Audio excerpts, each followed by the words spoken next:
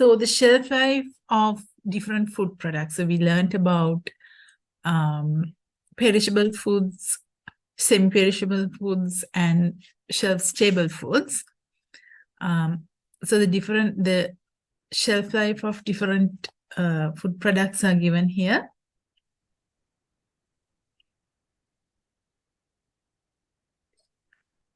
Different food items are given here. At 21 degrees Celsius, meat, 1 to 2 days, fish, 1 to 2 days, poultry, 1 to 2 days, fruits, 1 to 7 days can be kept. Fruits, of course, can be kept for some time. Leafy vegetables, 1 to 2 days. Then root crops, 7 to 20. And look at this dried, salted, smoked meat, greater than 1 year. Dried fruits, greater than 1 year. And vegetables, greater than 1 year. And dried seeds, greater than 1 year.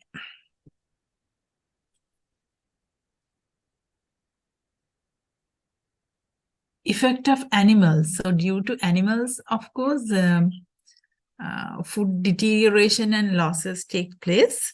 So some examples are given here. Insect pests. So one example is tomato worm, and then brinjal fruit borer are examples. And then there can be bigger animals such as rodents, rats, squirrels, and chipmunks affecting foods. So these rodents are very, so we have to think of these rodents very attentively, because their feet can contain microbes that are pathogens. So we have to, like, if we see that some food is eaten by rodents, we should actually throw it. කෘන්තකයින්ද madam මේ? කෘන්තකයින් කියන්නේ මෙයාලටද? මම ඒ Sinhala term එක නම් දන්නේ නැහැ.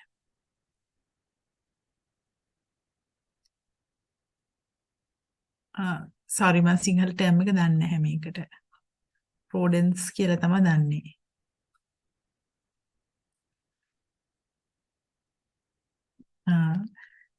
We have to be very careful because කට්ටියගේ මේ feet එකේ මේ pathogenic microbes ලා තියාගෙන ඉන්න පුළුවන්, so we have to be very careful.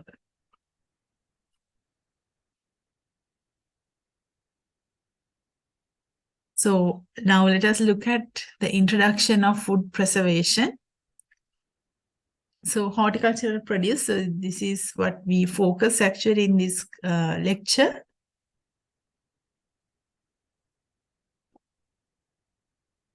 Fruits and vegetables, very, very essential, giving a lot of nutrients and fiber necessary for the human health.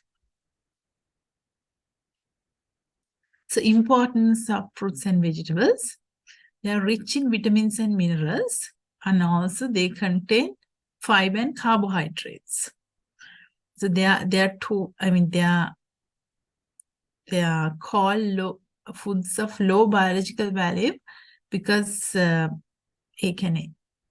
is not something that is bad actually. That is not bad. Right? Now, low biological value keyword buy වෙන්න දෙයක් නැහැ. The meaning of that is that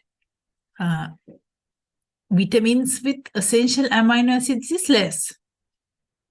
Right? But we don't eat fruits and vegetables to get proteins. Proteins with essential amino acids is less. That is what is meant by low biological value. හරිද? ඒ කියන්නේ යම් කිසි ආහාරයක protein, දැන් අපි essential amino acids කියලා જાතියක් කතා කරනවානේ.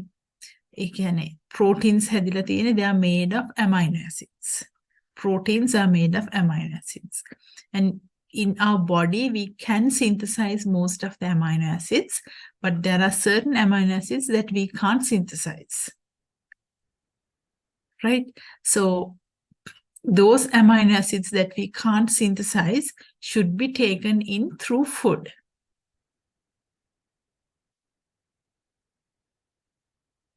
Okay, taken in by the form of foods.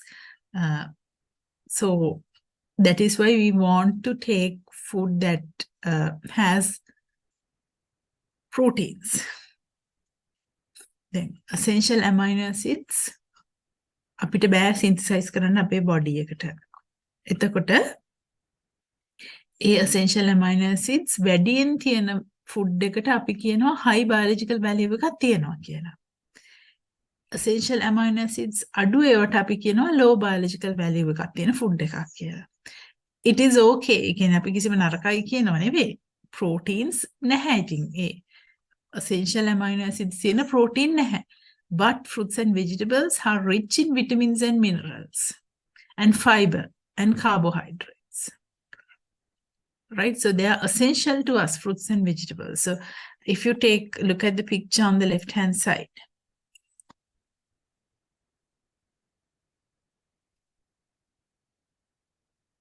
You can see that now if we take different fruits and vegetables, we can get almost all the vitamins. If we take different fruits and vegetables, we can get all the vitamins that are necessary to us.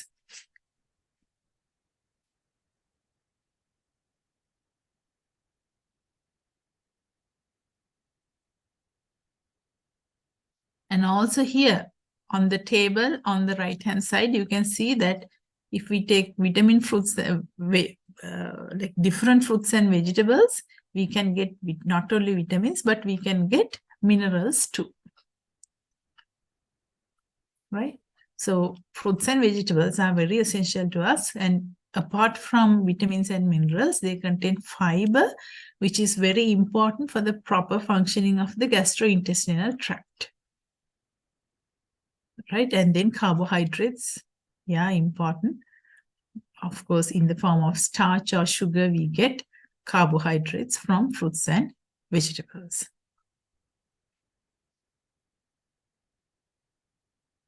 Processed fruits and vegetables.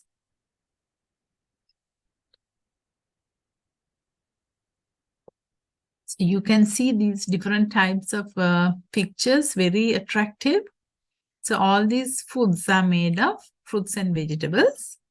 So we are going to talk about these things now. Here on the top left-hand corner, you can see different types of fruits and vegetables pickled.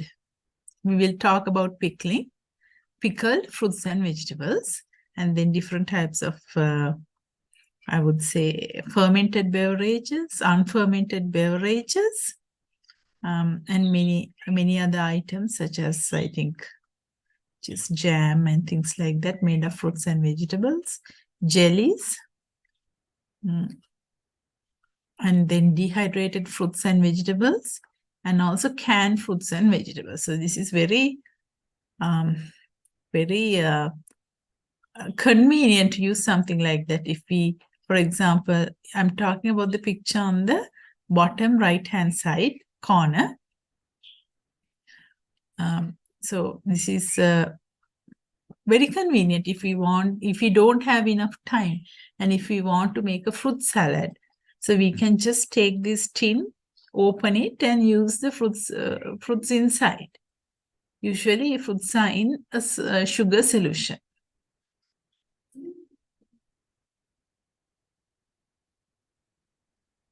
Why process or preserve? Now, tell me, why should we process and preserve fruits and vegetables? Why? Can you give me some reasons? Seasonality of fruits. Right, because certain crops are seasonal.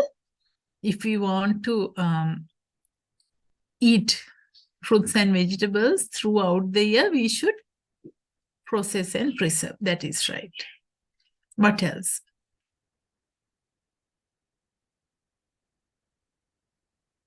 They are perishable. Yes, perishable. Then why do we have to process and preserve?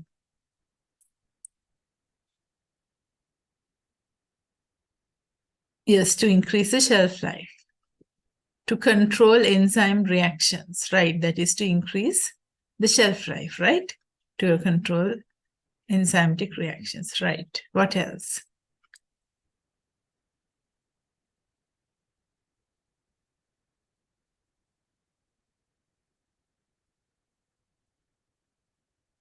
For value addition. For value addition, that's correct. What else?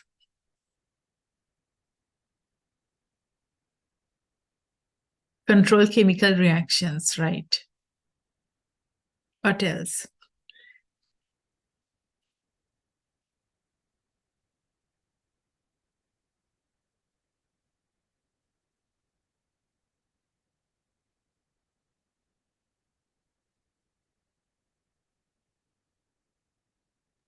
For distribution. That's right.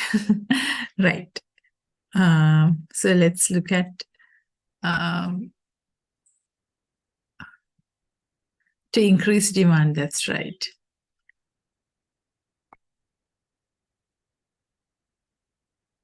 Right. Let's look at the answers. Stop microorganism. Yes, right. Stop microorganism activity to increase the shelf life.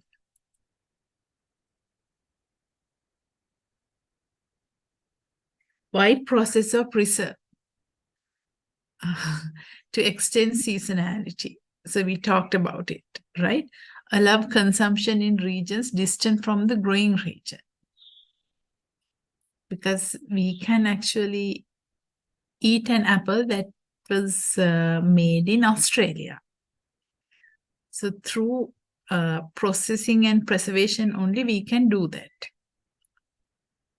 Sometimes there may be foods that are made in other countries, but for us to consume it, processing and preservation is important. Okay? Otherwise, we won't be able to eat something that is made in Australia or America or England or Japan. So processing or preservation is important because now it takes time to transport a food from a place to another place. So the shelf life should be long enough so that the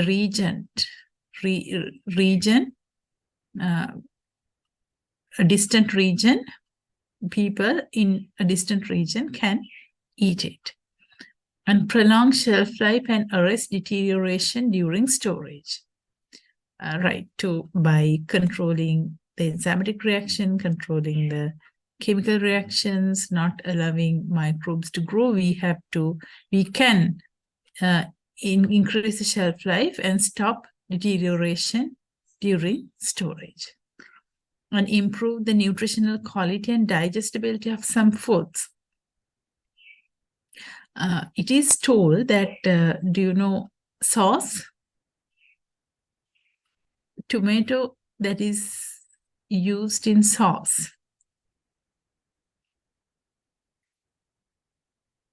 Have you heard about it?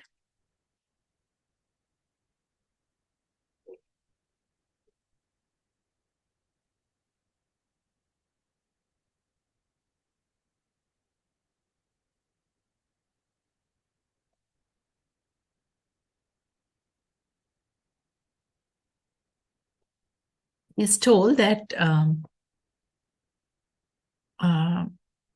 now these tomatoes have a bioactive compound which is called lycopene.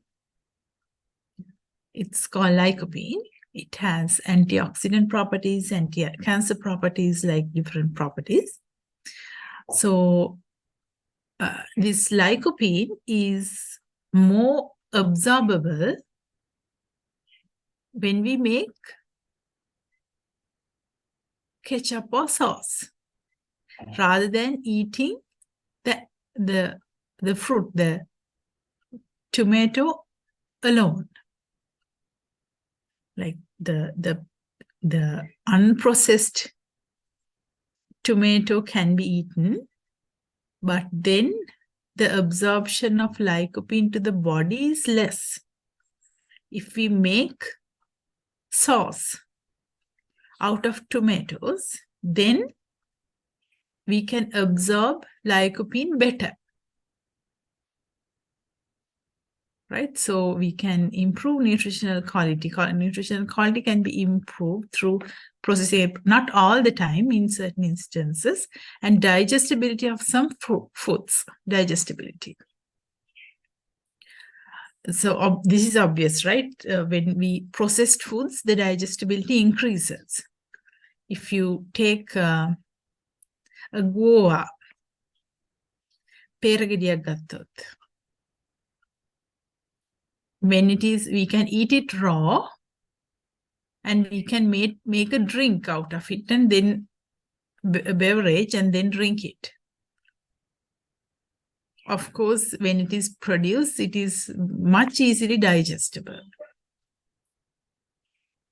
right?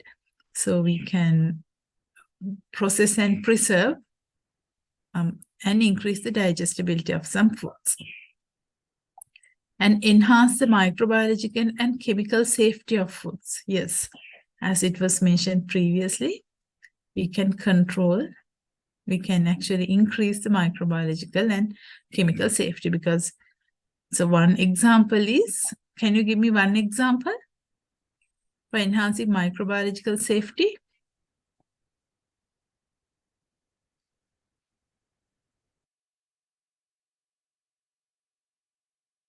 Jam cordial made from fruits.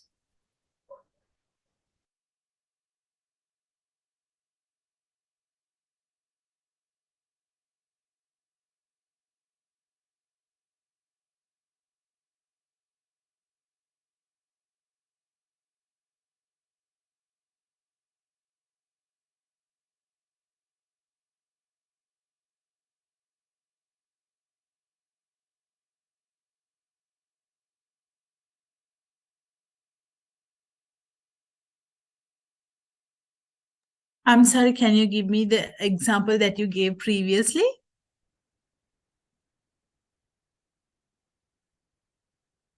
You said something for enhancing microbial safety?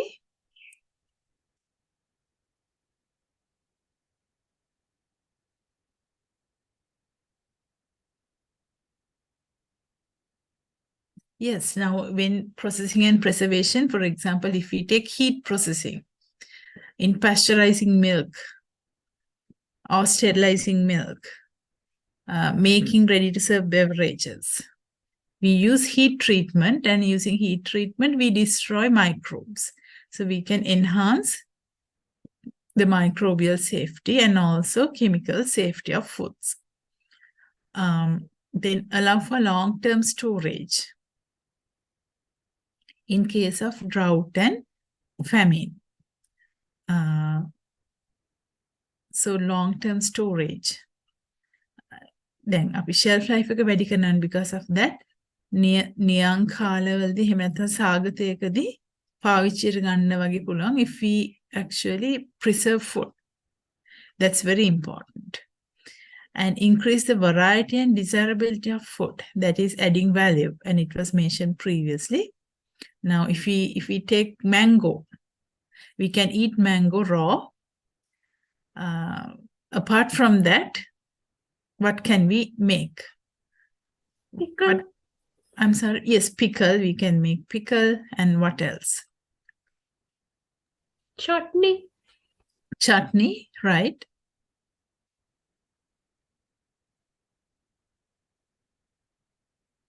Right? I'm sure you know the answers, even though you don't say those things. Cordial, right? Pickle. Jam. Yes, jam, pickle, right? What else? Sauce. Sauce, right? Using mango, I don't know whether there is mango sauce. I'm not sure about that. But of course, you get the idea, right? We can make many foods, many food items, jams, jellies. You mentioned those things, chutneys, pickles, cordial, nectars, many other things can be made, right? We can make canned mangoes, Like we can eat the same thing in different ways. Right? So that can be done. Improve quality control and provide more consistent product. What does it mean?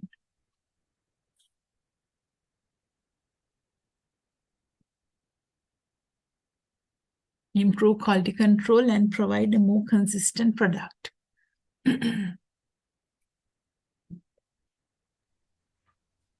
Prevent some hazards like disease. Right, that is true. I think here what is meant is slightly different. Improve quality control and provide a more consistent product. Can you give me an example of a consistency of a product?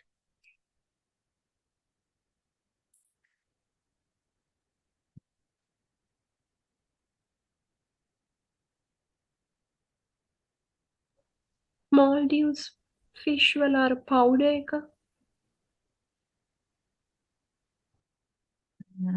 හරි අපි මෙහෙම හිතමු. දැන් ඕගලන්ට සමහරට මේක එච්චර බලපන්න නැතුව ඇති.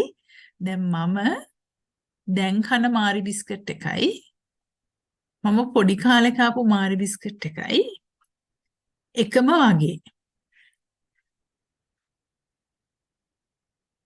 ඒක තමයි consistency කියලා කියන්නේ. ඒ වගේම මම මෙතනදී පැකට් එකක් ඇරලා කෑවත් වෙන බැච් එකක් හදපු මාරි බිස්කට් එකක් කෑවත් රස එකමයි. ඒ කියන්නේ ඒ කට්ටිය consistent එකම විදිහට එකම control එක qualities control කරලා හදන products. හරිද? Then if we take for example mango juice, then හිතමු හරි mango juice නැත්නම් mango ready to serve beverage. Do you know what ready to serve drinks are? Do you know what ready to serve drinks are? දන්නවනේ දර මේ අපි usually we call it smack එකක් කියලා කියන්නේ. අපි drink එකක් අපිට කඩලා ඒ වෙලාවෙම බොන්න පුළුවන් juice එකක්. කියන්නේ ready to drink. ඒවට කියන්නේ. Ready to drink. දැන් මේක fruit juice based. Ready to drink. හරිද? දැන් එහෙම අපි ගත්තොත් mango, එහෙම නැත්නම් pineapple ගත්තා කියමු. ඒතර හැම drink එකේම පාට එකම වගේ. ඒ වුණාට අපි different අපි mangoes ගමු. different mangoes ගත්තලා අපි ඒ වෙන වෙනම juice එකක් හැදුවොත් එකම පාට නෙවෙයි තියෙන්නේ. එක කොටසක් කහ පාටට බරයි, තව කොටසක් orange පාටට බරයි. එහෙම එකම color එක නෙවෙයි තියෙන්නේ අපි නිකන් හැදුවොත්. දැන් මෙතන improve quality control and provide a more consistent product කියන්නේ quality එක. ඒ කියන්නේ අපි color එක ගත්තොත් එකම color එකකට අපි ගන්නවා. color එක මදි නම් colorants දානවා මොකක් හරි කරලා අපි එකම කියන්නේ consistency නැත්නම් quality control අපි color එක මේක වෙන්න ඕන නම් ඒකට අපි adjust කරනවා. pH එක acidity මේක නම් අපි ඒකට adjust කරනවා. sweetness මේක නම් ඒකට adjust කරනවා. එහෙම අපිට දැන් processing and preservation වල එකක් තමයි අපි quality control කරලා අර more consistent product එකක් අපි එළියට දානවා. අර batch to batch උනත් variation එකක් නැහැ. දැන් අපිට improve කරන්න ඕන නම් අපි වෙනම හදලා improve කරන එක හරි. නමුත් එහෙම නැත්තම් මොකක් හරි set qualities අපි define කරලා තියෙනවා නම් ඒකට හරියන්නම හදනවා. batch wise උනත් ඔක්කොම. ඉතින් ඒ කියන්නේ අර අපිට එකම රහ දැන් මම කිව්වා වගේ මාරි බිස්කට් එකේ මට එකම රහ හම් වෙන්නේ මේ අර quality control කරලා සමහරට ඒ කට්ටිය decide කරලා ඇති මාරි බිස්කට් එකේ නම් තව improvement එකක් ඕනේ නැහැ මේ රහම තමා කියලා. size එක වෙනස් වෙලා තියෙනවා gold මාරි කියලා. නමුත් රසය වෙනසක් වෙලා නැහැ. ඒ කියන්නේ ඒව quality control කරලා එකම product එකක් විදිහට හදනවා. ඒක කරන්න පුළුවන් මේ processing and preservation වලින්. අපි ගෙදර හදලා juice එකක් බිව්වොත් මේ අඹ ගෙඩියෙන් හදන එකයි තව අඹ ගෙඩියකින් හදන එකයි රසවල් දෙකක්. Do you understand what I mean? by this point? Improve quality control and provide a more consistent product.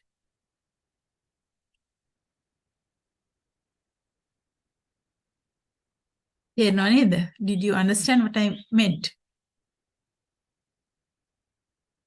Do you understand that point? You can drop a message on chat. Do you understand?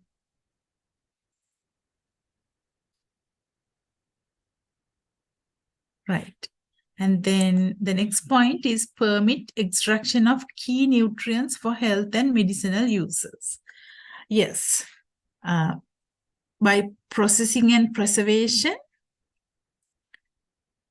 process or preserve. So using processing, we can extract. After processing, we can extract key nutrients from products. Then let's take a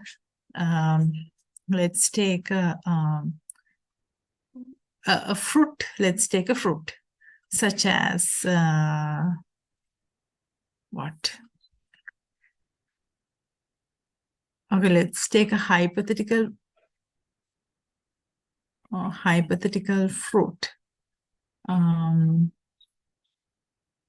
So we have to wash it, we have to cut it, we have to peel it, and then we have to cut it, maybe reduce the size of it, and then we can extract key nutrients. හරිද? එහෙම අපි කපලා සමහරවිට අපි dry කරලා ජලය අපිට අවශ්‍ය medium එකක් නෙවෙයි නම් අපි dry කරලා චූටි කැලි වලට කපලා dry කරලා අපිට පුළුවන් nutrients extract කරගන්න. එහෙම එකක් කරන්නත් පුළුවන්. අනිත් එක තමයි there can be byproducts of fruits and vegetables.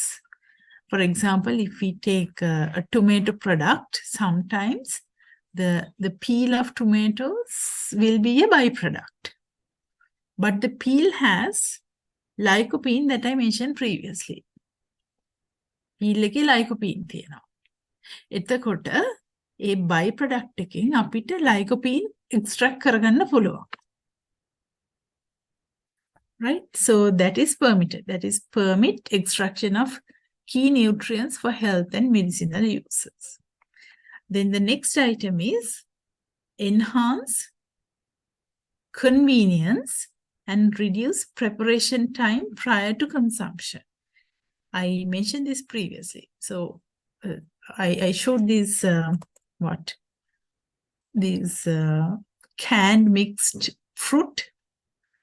So then if we don't have time to make a dessert, we can just, like, if we don't have time to go shopping, wash, peel and cut, if we don't have time to do that, we can just take a can of mixed fruit and then use it in a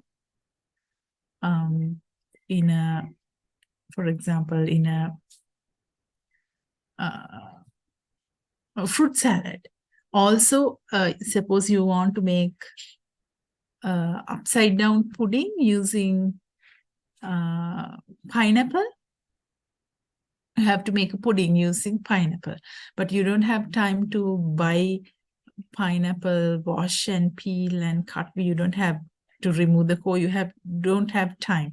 So you just can take a pineapple chunks, a can of pineapple chunks, and then use it. So it's very convenient and it reduces preparation time. And some cases reduce cost of fresh horticultural products. So sometimes, like to take to transport fresh horticultural produce for a long distance, it takes money because we have to give sometimes cold condition, maintain cold chains. So if we have like new processing and preservation techniques, we might be able to reduce the cost of fresh horticultural products.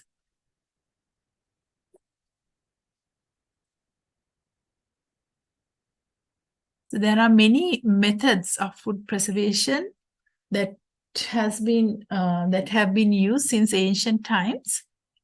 So one is drying. So this is a very common technique that has been used from ancient times. So drying can be done to preserve fruit, vegetable, meats, and fish. So drying can be done very successfully in southern warmer climates. So when there is snow or when there is no sunlight, if the climate is very humid, drying cannot be done successfully. This drying, but drying is good, but then drying causes the loss of many natural vitamins. So many natural vitamins can be degraded due to drying. Another historic method of food preservation is salting. So salting is done extensively for meat and fish.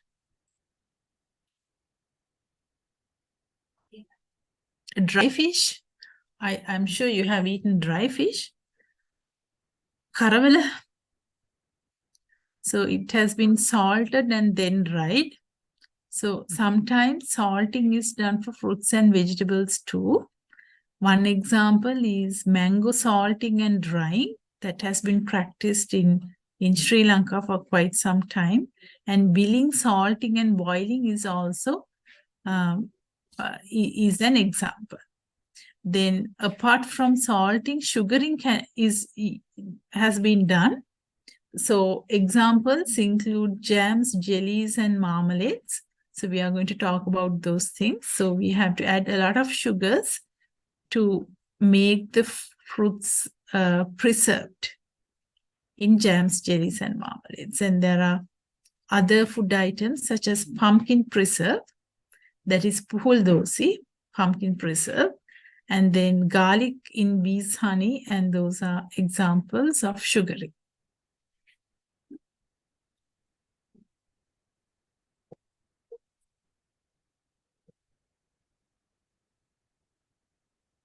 Historic methods of food preservation continued. That is, another thing is pickling. So pickles. So pickles can be fermented pickles or unfermented pickles. In fermented pickles, we let microbes such as lactic acid bacteria grow. Because of the lactic acid that is produced, then like harmful bacteria cannot grow in that medium. In fermenting. In unfermented pickles, we add vinegar mainly. We add vinegar, and because of that, now vinegar is acetic acid, the pH is brought down, and because of that, again, the microbes cannot grow. So pickling is done mainly to preserve vegetables.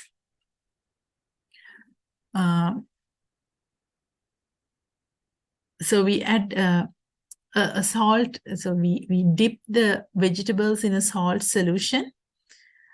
So it can reduce the vitamin content, but then due to the growth of microbes, other vitamins can be introduced into the food as well. So pickling is the oldest form of food preservation using microbes. Cold storage. Now this is done mainly during the winter season where snowing, where like a winter period, in winter season.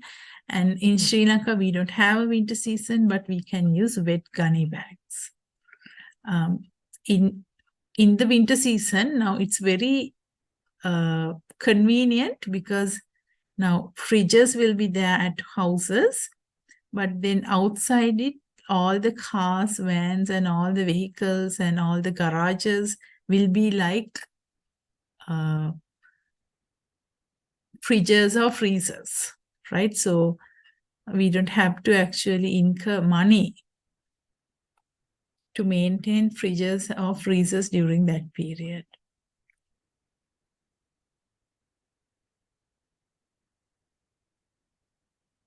So in this lesson, in this session, we are going to talk about many preservation methods. Now I'm giving you some examples of the preservation methods that we will be talking about. One is thermal processing. We will look at cooking, blanching, pasteurization, sterilization, and frying. So those are examples, those are methods involving thermal processing. And cold processing, we can do refrigeration and freezing as cold processing methods. And dehydration, this is very important because this is a method that has been used since ancient times, but still it's a very popular method. So we are going to talk about that too. Candying and crystallization is something very interesting. We can talk about that. Fermentation. So we came across this word fermentation.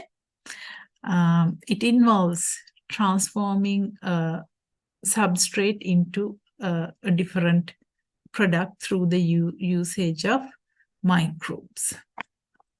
So in for example, wine production, the substrate is like sucrose or glucose, which is converted to alcohol through the use of yeast. And addition of chemicals is something that we are going to talk about. And then atmosphere composition. So do you have any idea what this means, atmosphere composition?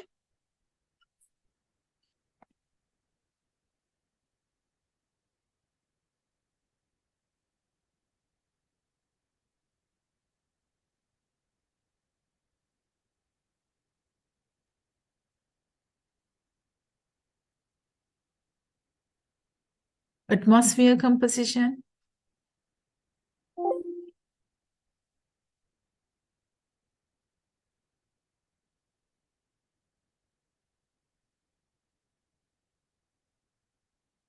Atmosphere composition.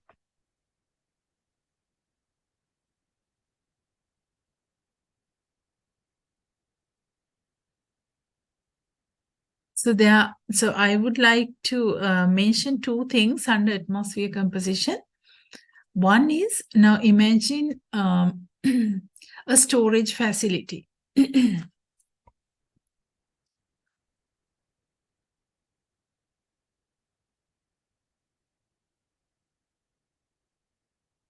So imagine a storage facility. So this is the room, the storage facility. So you have kept, say, racks of different fruits or vegetables.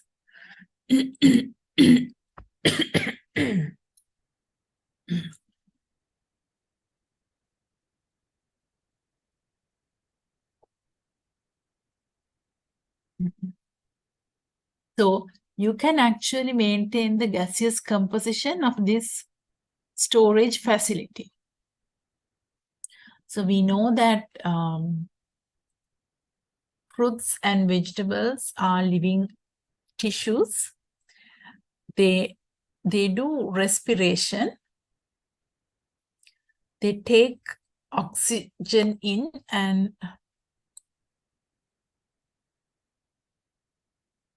yes, MAP packaging. Right. I will come to it.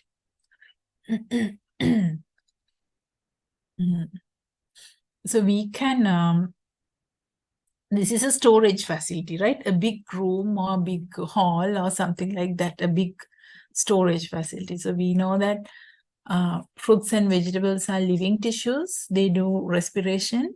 They take in oxygen and emit carbon dioxide.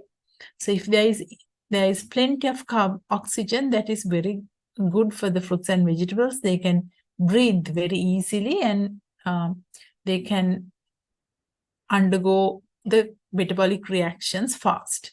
But we don't want that to happen. We want to extend the shelf life. So what we can do is that we can reduce the oxygen content and increase the carbon dioxide and nitrogen content. So we know that normally in the atmosphere, we have about 21% of oxygen, 79% of nitrogen, and 0.03% of carbon dioxide. When I was small, that was the ratio, but I'm sure it has changed now. But let's think that is the ratio, correct ratio.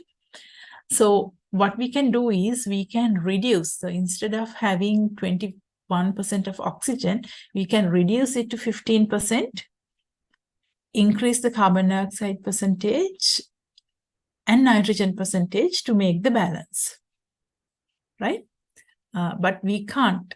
So in that case, what will happen is now oxygen is not easily not that available to the fruits and vegetables. So because of that, the fruits and vegetables do respiration at a slower rate. And because of that, the metabolic reactions of fruits and vegetables will, the speed of the metabolic reactions will go down. But we can't actually make the oxygen content 0. We can't do that. There is a maximum limit to which we can reduce the oxygen content. Because we want fruits and vegetables to breathe. We want that to happen. So if we make it 0, or if we make it too low, what will happen is anaerobic respiration will take place. If that happens, these unfavorable flavors and unfavorable compounds can be formed in the fruits and vegetables. So again, that is not good. But what we want is to reduce the respiration rate. So we can reduce the oxygen content, not to make it 0. Right? So, so what I was telling is here, we can actually make the oxygen content, let's say, for example, 15%. We can increase the nitrogen content. It was 79, we can make it, say, 83. And we can make the carbon dioxide presentation 2%. So make it there. Right? So we can, but now we can make the, and we can make the temperature, let's say 10 degrees. And then we can maintain these conditions, but with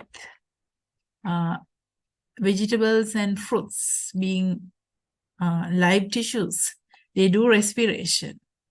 So we can see a decrease in oxygen content and increase in carbon dioxide content with time. But we don't want that to happen. We don't allow that to happen. We maintain. We have sensors for the 3 gases and temperature, of course. So when this indicates that the oxygen content goes down, we can actually make it automated to increase the oxygen content back to 15%.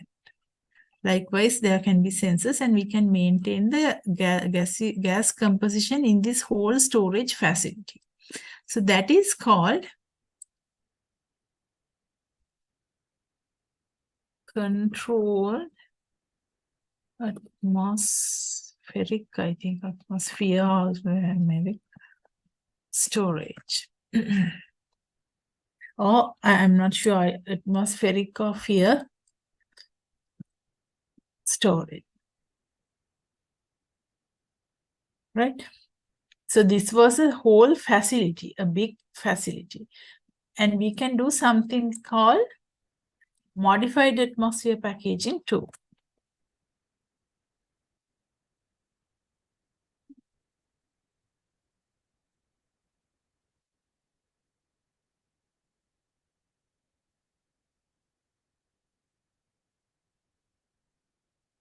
Modified atmosphere packaging, which is called MAP.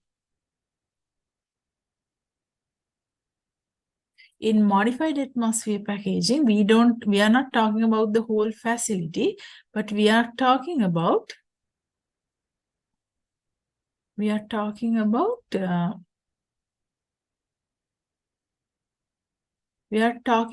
small package.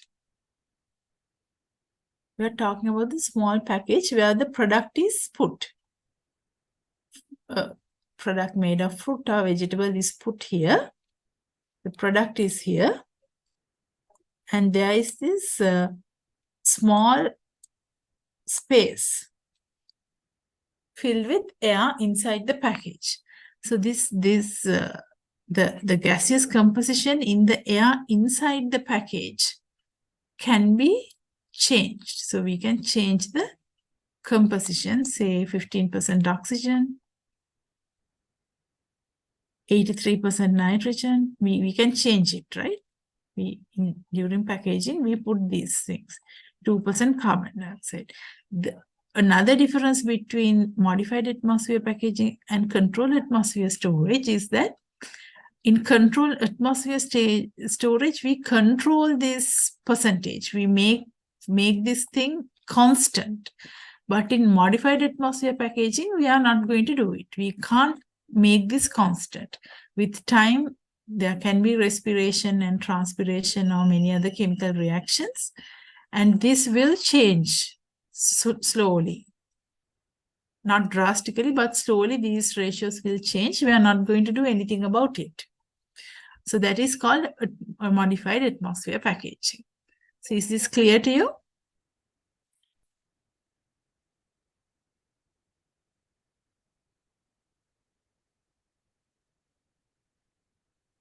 Is this clear to you? Yes, madam. Clear, right? Right.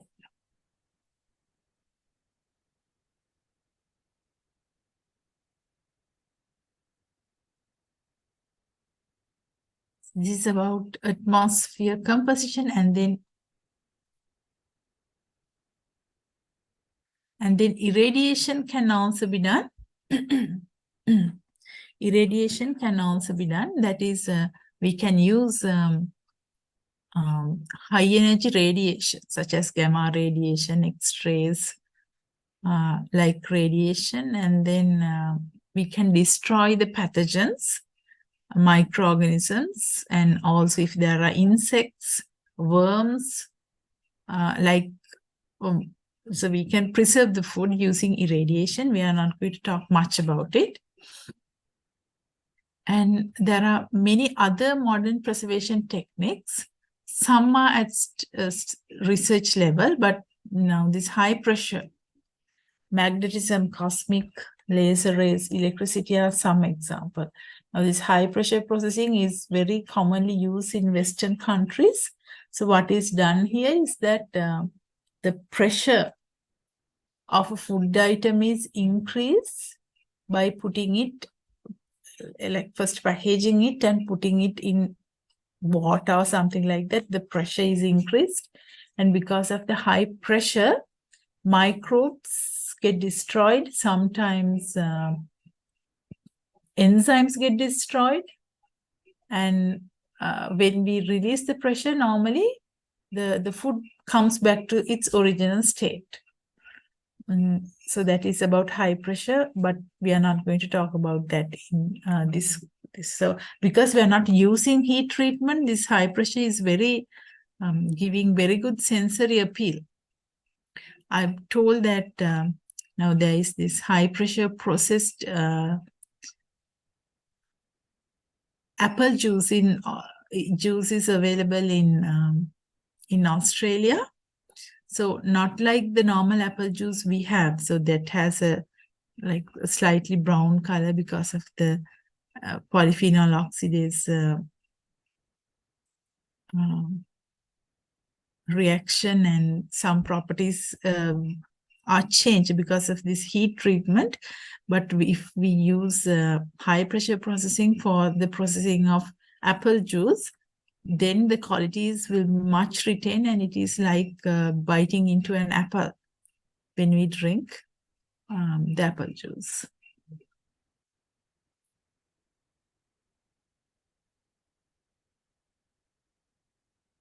So now let's look at the principles of food preservation. So we saw that there are various types of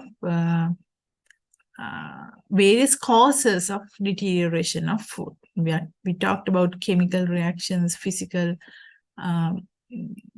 changes, and then microbiological changes, animals. Likewise, there are many causes of food deterioration, and by curbing those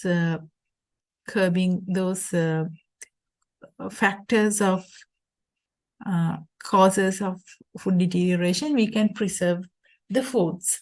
And there are many different methods of food preservation. So under principles of food preservation, we are talking about preventing or delay of microbial decomposition of food. So we can actually curb microbial decomposition. Also, prevention or delay of self-decomposition of food. Self-decomposition can be done by chemical reactions, enzymatic or non-enzymatic chemical reactions. And then the damage caused by insects, animals, and mechanical causes can be prevented. And by that, we can preserve the food.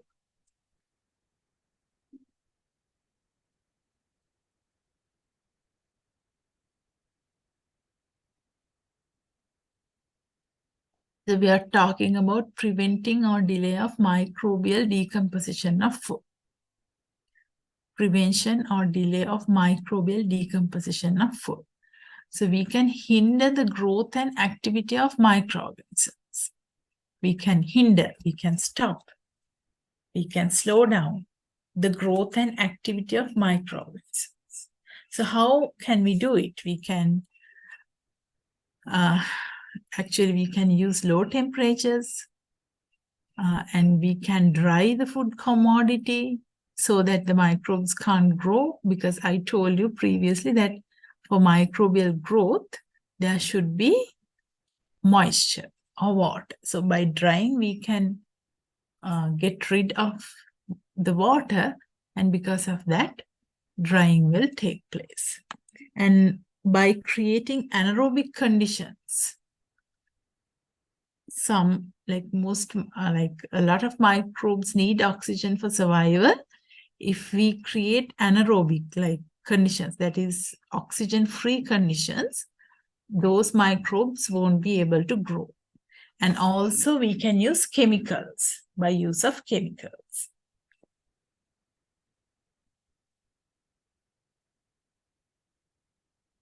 So let's talk about hindering the growth and activity of microbes by using low temperature. So microbial growth and enzyme activity are retarded by storing food at low temperatures. Right? So these are some examples. Cellar storage. So you can see cellars on the top right-hand side. The picture on the top right-hand side.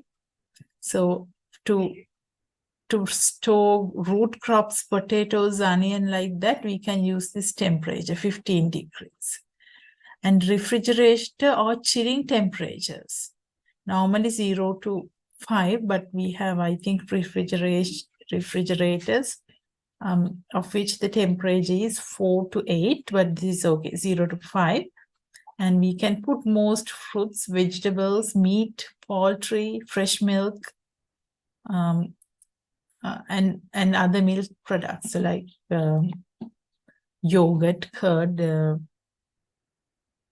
cheese-like products. And then freezing temperature, -18 to 40 degrees Celsius. We can have different types of foods such as frozen peas, mushrooms, etc. And what are the different types of food that comes under freezing temperature? If you go to a supermarket, what do you see in the freezer?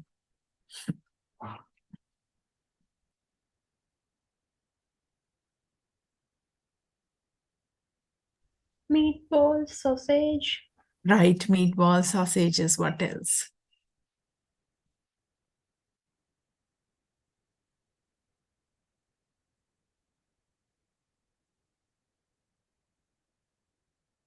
Ice cream. Ice cream, right?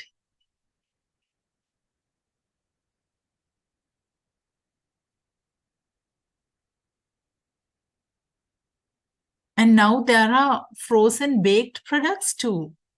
such as different naan and Arabic bread and like mini and regular pizza, frozen pizza. Those items are also there. Actually, French fries, right? Frozen. And there are different wraps, like spring wraps and things like that we can fry and take. So those things are there. And frozen, like short eats, rolls, like that, samosa, like that. Frozen items are there. And actually, I make pizza at home using Arabic bread. There is Arabic bread, so we can take Arabic bread and so if we have different onion, tomato, and some toppings, and then we can use mozzarella cheese, and in a pan we can make pizza if we buy Arabic bread. That's a cheap way of making pizza at home. Rather than making the dough myself, I prefer Arabic bread. So the point is, many different types of foods are stored at low temperature, refrigerated temperature, and chilling, freezing temperatures, and we can hinder the growth and activity of microbes by doing that, and the shelf life is increased.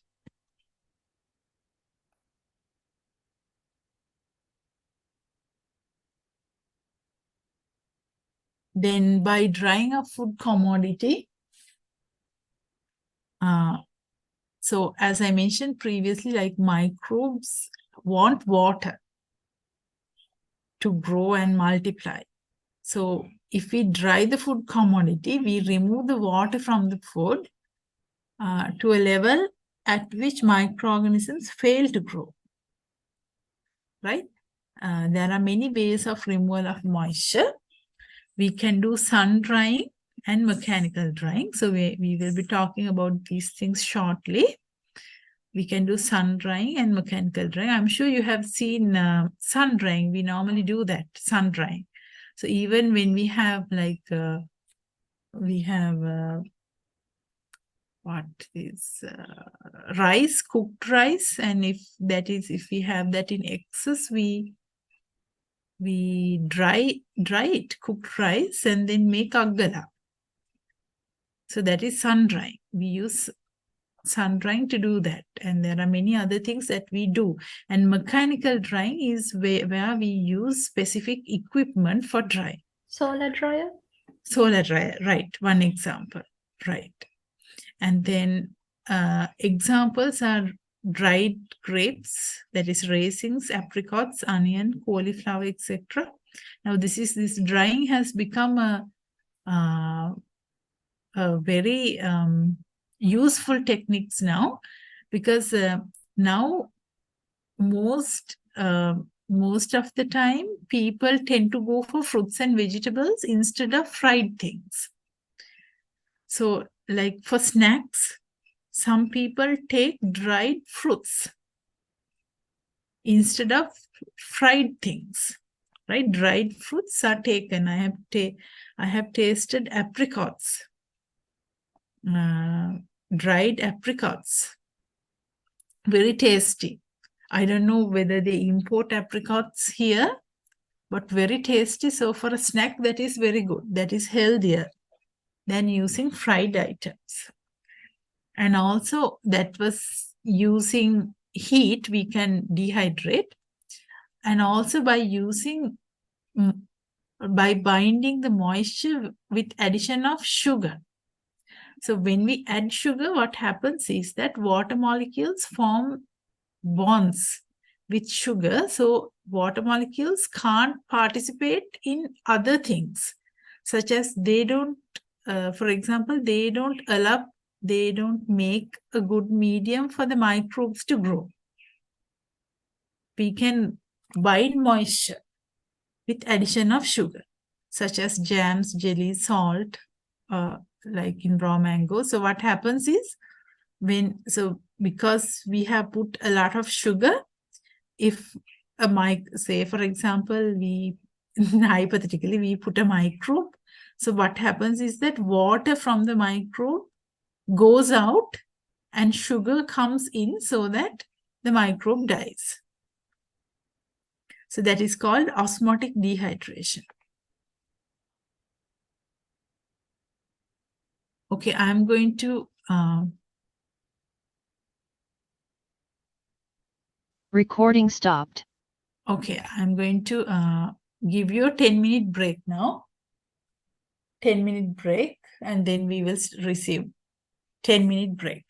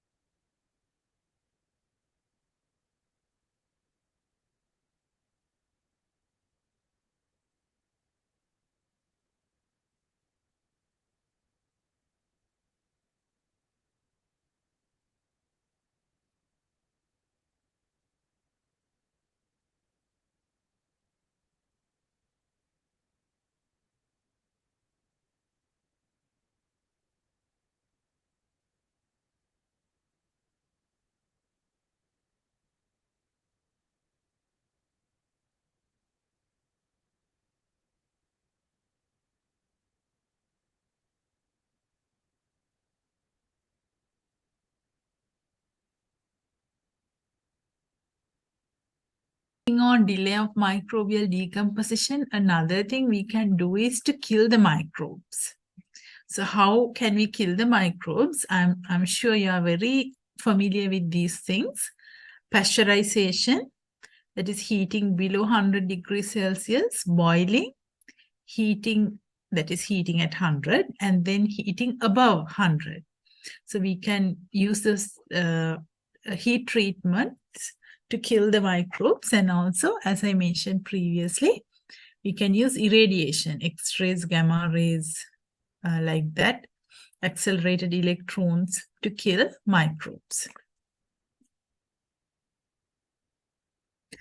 Use of heat, pasteurization. Grape wine, so is pasteurized, fruit juice is pasteurized, beer, vinegar are some examples of pasteurization of products, fruit and vegetable products. Then we can do another thing, because we can okay, now we talked about microbial decomposition of food. The methods were to kill the microbes, to hinder the growth and activity of microbes, right? So those were the techniques. And now we are going to talk about prevention or delay of self-decomposition of food.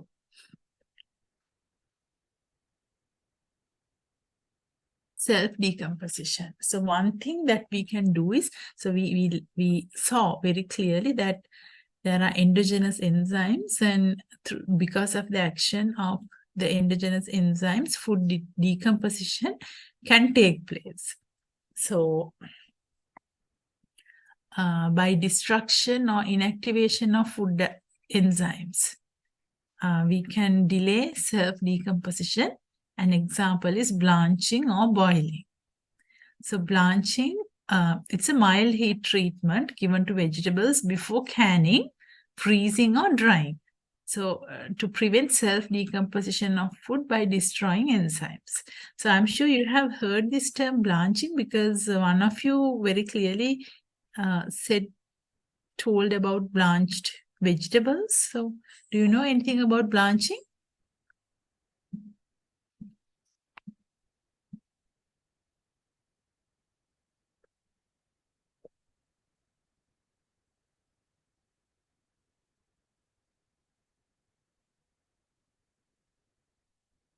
Do you know anything about blanching?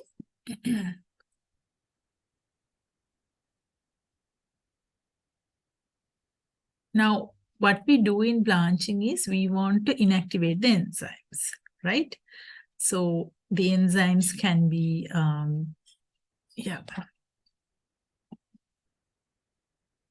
right. We can do two things. One is hot water blanching, and the other one is steam blanching, right? So by using either hot water blanching or steam blanching, we are destroying the enzymes, right? So now hot water blanching is shown here on the picture on the left-hand side. So blanching is carried out by dipping the food commodity either in boiling water or by exposing them to heat for a few minutes, followed by immediate cooling. We want to kill the microbes, that's true, but we don't want to cook the food too. We actually, if we can retain the natural properties of food, that's the best, but it will not be so, because we are dipping the food, like in this case, beans, in hot water. Some changes will take place, but we don't want to completely cook the food, the vegetables too. So we actually dip it in, so in this case, dip it in boiling water for few minutes, for I think 2 to 3 minutes, 2 to 5 minutes, and then we immediately put it in ice cold water or water at room temperature, preferably ice cold water, to prevent the heat in the beans from cooking it. We immediately put it to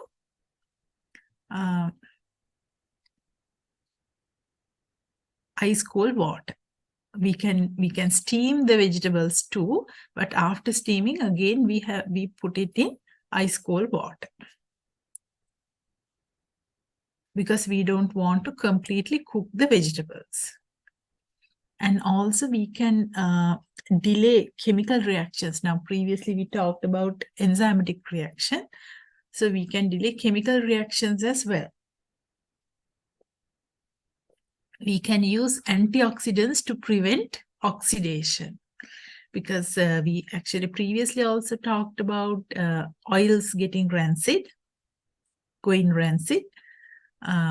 So if that happens, the fats or oils become unfit for consumption. So in order to prevent those oxidation reactions, we can use antioxidants like butyl hydroxyanisole, BHA, butyl hydroxytoluene, BHT, tertiary butyl hydroxyquinone, lecithin, etc. Right? We can use those things to prevent oxidation reactions. So other methods, as I mentioned previously, low temperature, low humidity, low oxygen, and dark conditions to slow down oxidation reactions. We can put, one thing is we can put antioxidants, or else we can use other methods. So now let's look at how we can prevent damages by insects, other animals, rodents, and mechanical causes. We can use fumigants in dried fruits, cereals, to reduce the damage caused by insects and rodents. Fumigants.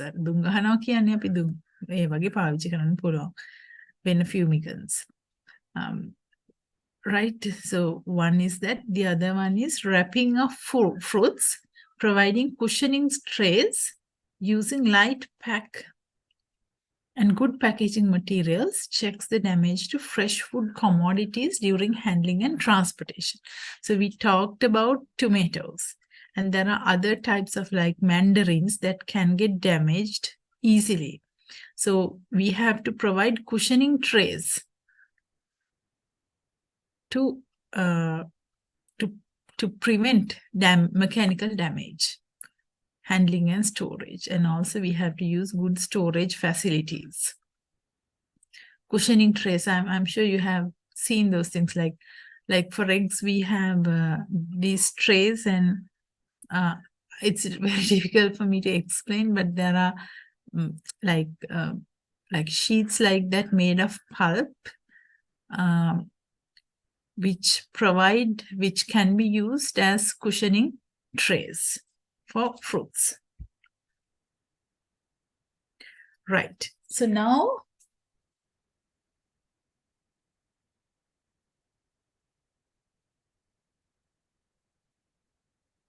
Recording stopped.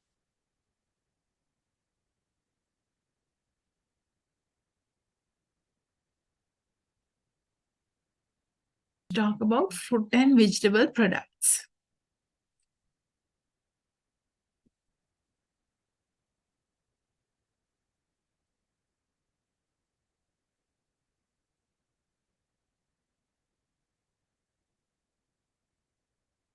Right. Now, let's first talk about fruits. They are nearly all acidic, high acid fruits. Normally, fruits are acidic. An exception would be banana. I think some forms of banana are not acidic, but most of the fruits are acidic. If you take papaya, mango, pineapple, so those are very acidic.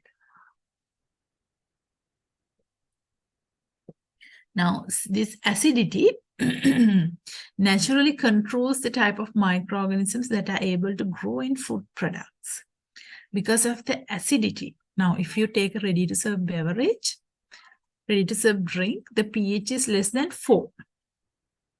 So since we maintain that pH, it's difficult for most microorganisms to grow in that product.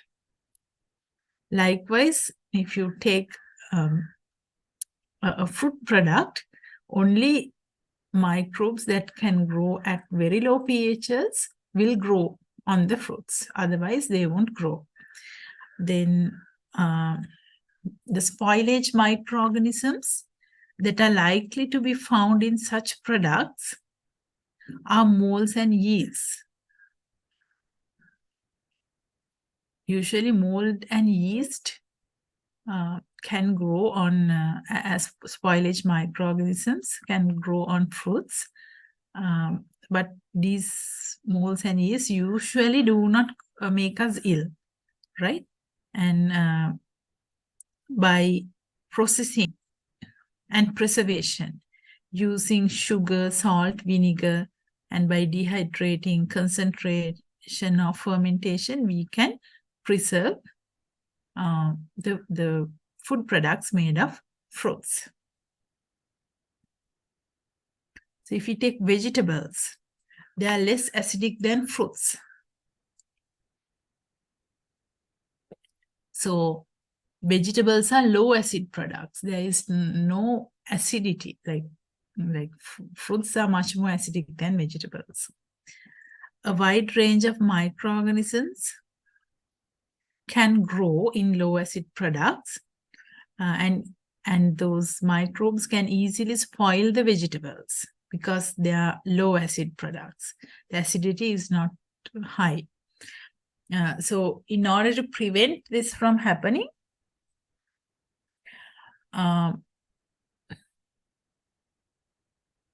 so we can do many things. We can use heat treatment to destroy bacteria. We can do pickling, salting, drying to inhibit bacterial growth. So, since these vegetables are low acid foods, like many bacteria, yeast and molds can grow, and we have to be very careful because we don't want to transmit poisoning bacteria to consumers. So we have to be extra careful when we process and preserve vegetables. So we will look at a few products. One is fruit products.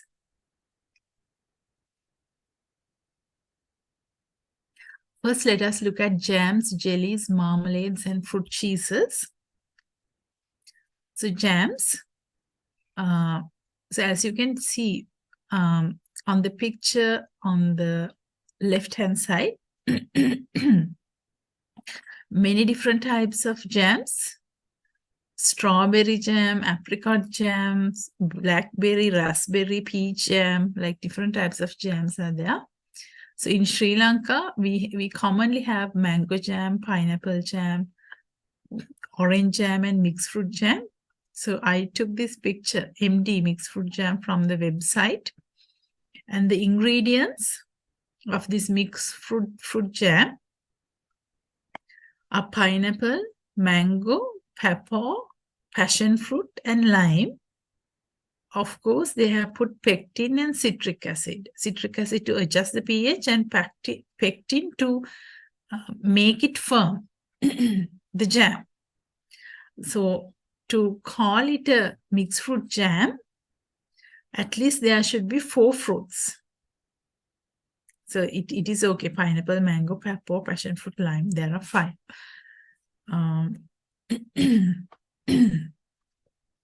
Jams are a solid gel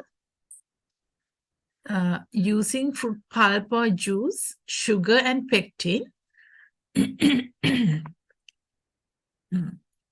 Jams will be made from single fruit or a combination of fruits. So in mixed fruit jams, so this is a mixed fruit, right? So in the label, the first named fruit should be at least 50% of the total fruit added, right? First named fruit. So here, then the ingredients should start from pineapple. So that means pineapple is at least 50%. So in the picture also, you can see that pineapple is the largest fruit here.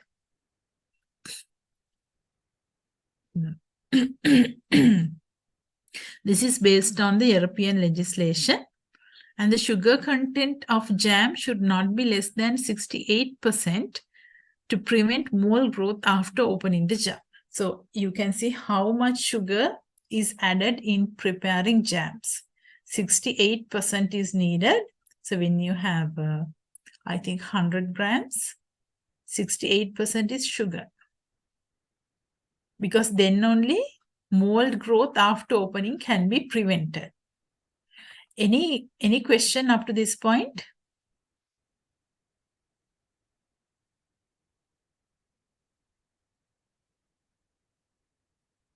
So in jams, to prepare jams, we can use fruit pulp, right? So when it comes to jellies, can you see a difference?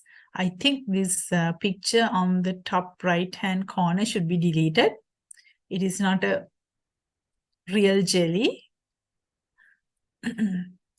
The jellies are given here on the pictures. On the left-hand side, Smuckers, strawberry jelly and Concord grape jelly. So what is the difference between jellies and jams?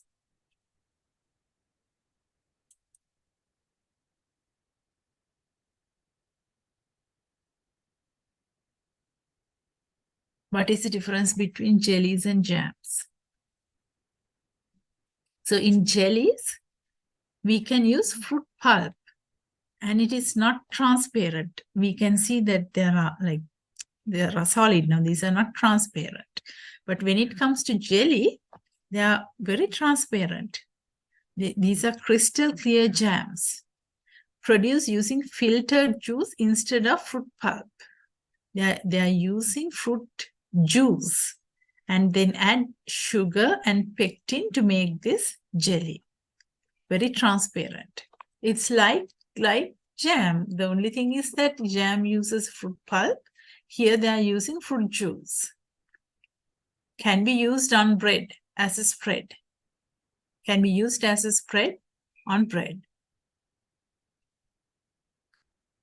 I think here in Sri Lanka, we don't normally have jelly. We have jam. And marmalades. As you can see now, it is made of orange or any citrus fruit. And then there are these skin, like the peel, shreds of peel. And there can be various types. This is sweet orange marmalade. I'm not sure we have marmalade. Usually, yeah, there should be marmalade here. This MD lime marmalade is there. The ingredients are lime juice, lime peels, sugar, and pectin. Now for other like sweet orange marmalade, I'm sure the ingredients are orange juice, orange peels, sugar, and pectin. So normally now this skin has sometimes a bitter taste. So it can be, we can get rid of this white part, which gives the bitter taste, white part, we can remove it. Or we can heat the peel separately and take it, heat the peels in water, and then take the peel so that the compounds giving bitterness will go away with the water. And we can take it, right? Orange. It's like jam. Yes, this is also like jam. Can use as a sandwich spread. Very tasty when it's sweet. And marmalades produce mainly from clear citrus juices and have fine shreds of peel suspended in the jar. Commonly used fruits include limes, grapefruits, lemons, and oranges. Citrus fruit may be used alone or in combination with ginger. Sugar content is similar to jam, that is 68%.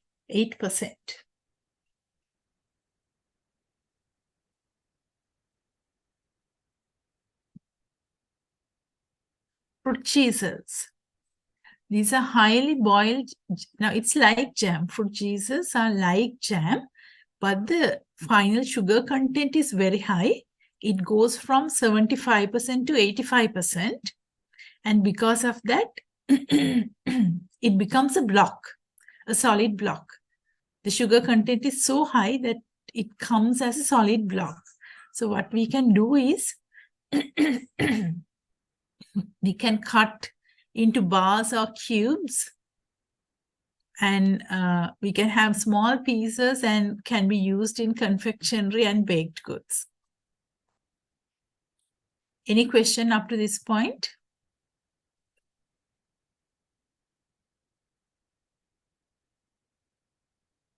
So production stages for some food preserves: prepare raw material.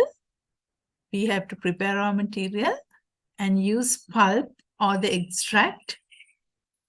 Sieve it if we want to have the juice, we have to sieve it and strain. Otherwise, just by sieving, we can have the pulp. If we strain, we get the juice. And we have to add other ingredients, boil to remove the water, and then fill and pack. These are the steps that we have to follow in making jams, jellies, marmalades, and fruit cheeses. Now let us look at chutney, pickles, and sauces. Can be made from a number of fruits and vegetables. So I'm sure you know chutney, pickles can be made from a number of fruits and vegetables, and their accompaniments to meals. The basic principle of preservation is the use of acetic acid. Now in jams, jellies, and marmalades, the basic principle was to use sugar. Now here in chutney, pickles, and sauces, the basic principle is to use acetic acid to lower the pH to prevent microbes from growing.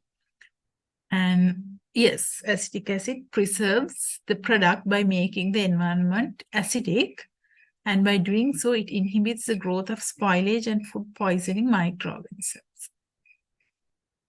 So other ingredients such as salt and sugar add to the preservative effect.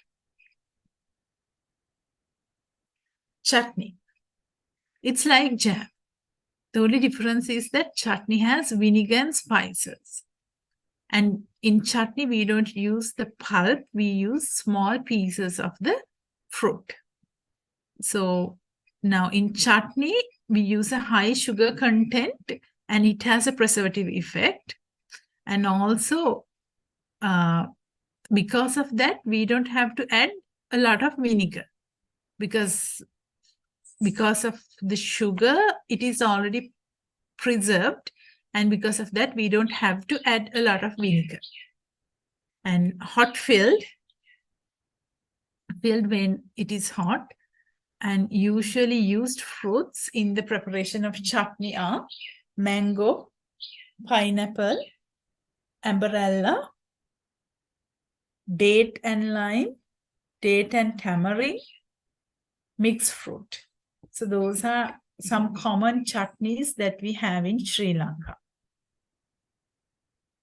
Let's look at now. I have put certain pictures. Mango chutney. There is this, I can't read the name here. And then tomato chutney is there. And here, spiced beetroot chutney is also there. So they have used some vegetables too in making chutney, because you can add sugar and add vinegar and get the correct taste. So chutney, again, I took this picture from the internet. Amberella chutney. Ingredients are amberella, sugar, vinegar, spices, salt. Very simple. Right? So we can have, sugar, vinegar, spices, and salt. Those are the ingredients. Then we will talk about pickles. Pickles can be either fermented or unfermented. I think I mentioned it previously. pickles can be fermented or unfermented. Sweet or sour can be made from either whole or chopped fruit. In certain cases, we can use the whole fruit if the fruit is small. So now I got this picture of mango pickle from the internet. The ingredients were mango, vinegar, salt, and then mustard, chili, sugar, ginger, garlic, pepper, turmeric. A lot of spices, vinegar and table salt and sugar. So those are the ingredients. And we have many types of pickles in the market: brinjal pickle, lime pickle, Malay pickle, mango mix pickle. Many other types of pickles are there.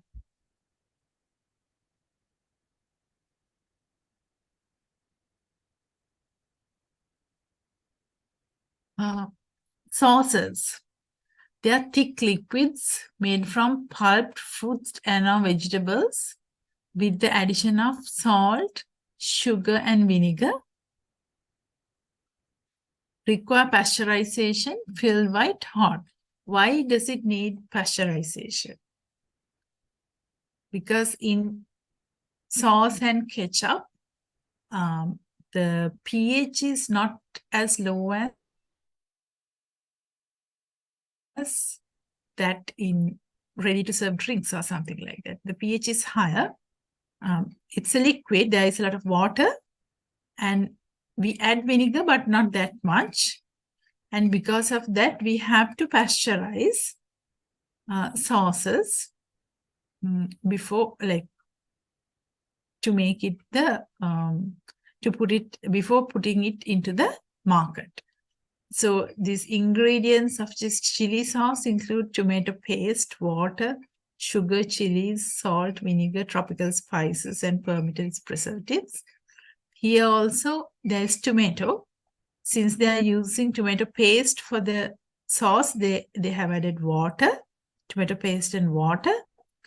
Here in ketchup, they have added tomato, but yeah, because of that, there is no water because tomato contains a lot of water. Sugar, salt, vinegar, stabilizers, permitted preservatives. Well, in ketchup, as you can see, they have put stabilizers, which is not present in sauce. That is because ketchup is thicker than sauce. Ketchup is thicker, and that is why I think they are using stabilizers here. Any question up to this point?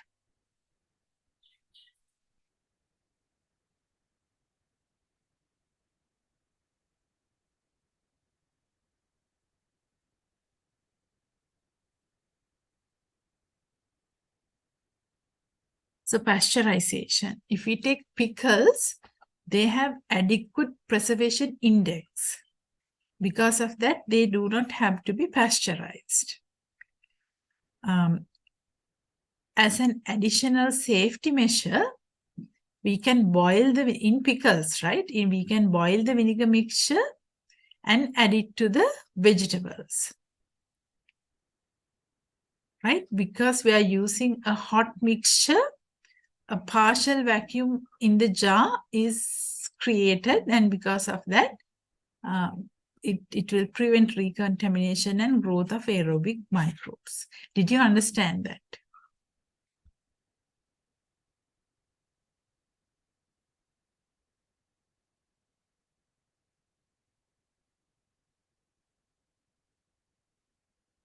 Right.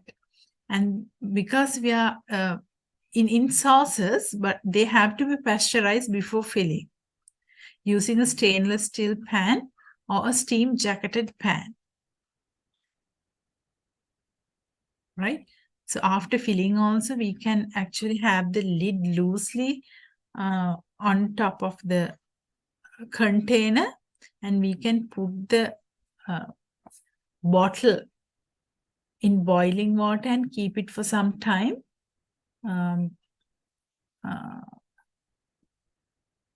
For pasteurization and to get rid of all the air bubbles inside the sauce.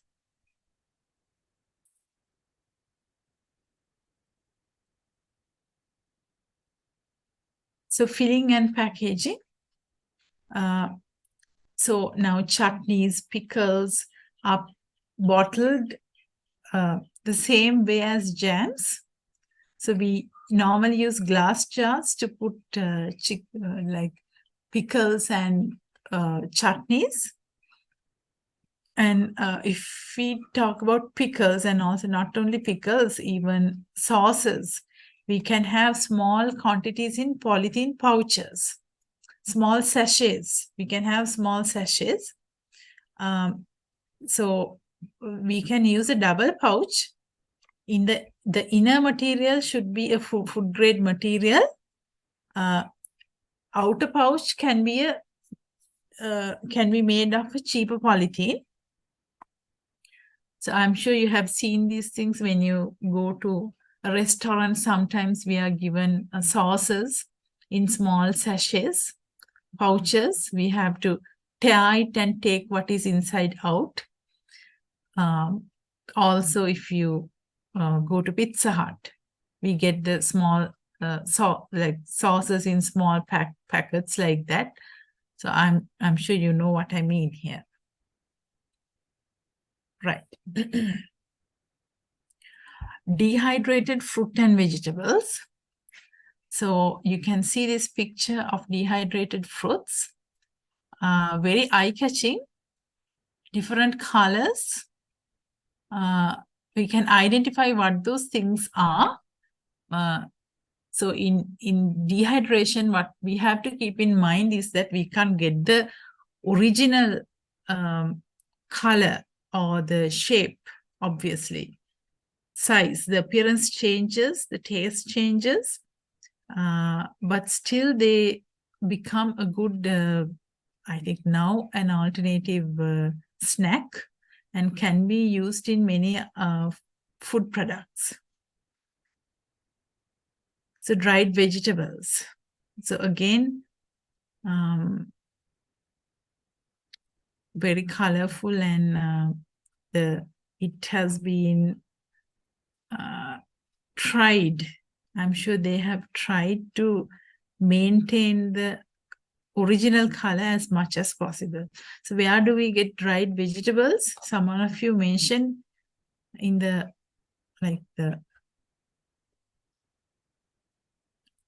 first part of this lecture, dried vegetables.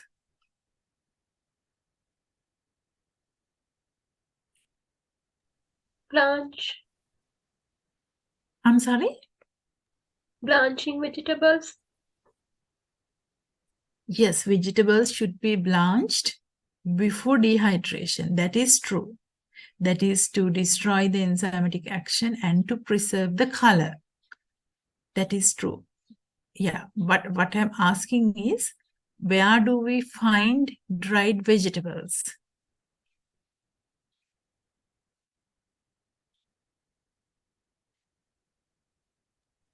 Noodles. Yes, noodles, such as Maggi noodles, or not only Maggi, these kottumi and like that. They have sachets that we have to put, and in the sachet, in the content, we see small pieces of dried vegetables, carrots and leeks. I have seen, right? I'm sure you have seen too.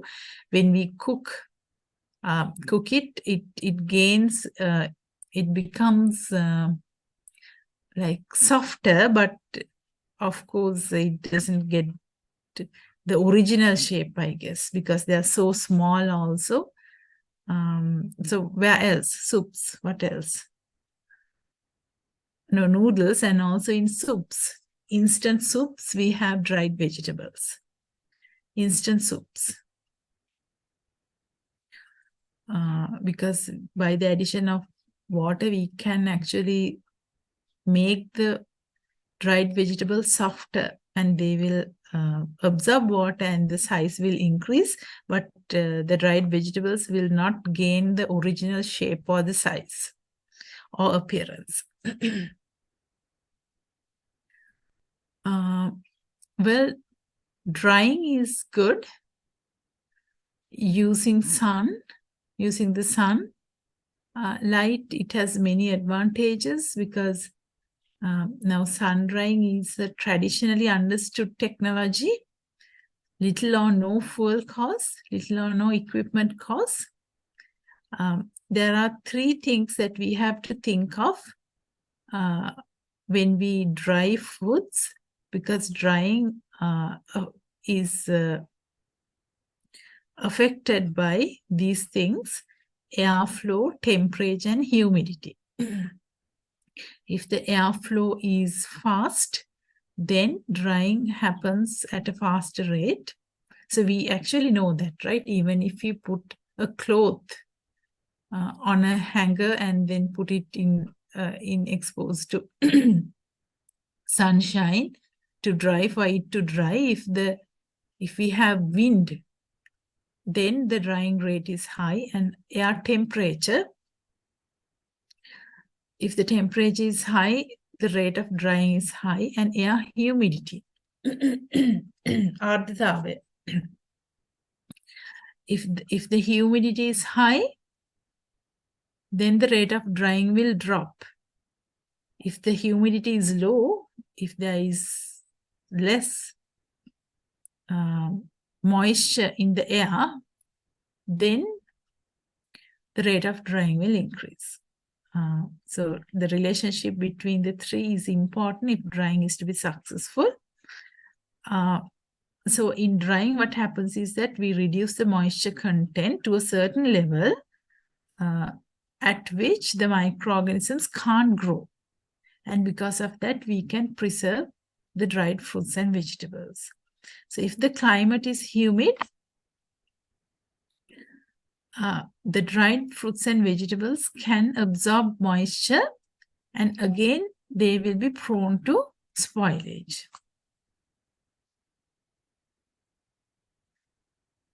Right, dried fruit and vegetables. Now, there is this dried and fried product as snacks that is also possible. On the left-hand side, we can see dehydrated banana chips. And also on the right, we can see dried and fried vegetables. So I'm sure you have eaten dried fruits. I'm sure you have eaten breadfruit chips. Del velala. With honey? I'm sorry? With honey? Yes, with honey, and sometimes we put sugar syrup on it, right? Sugar syrup, and when the syrup cools, it is like a crystal, like crystals on top of the breadfruit chips. It's very tasty.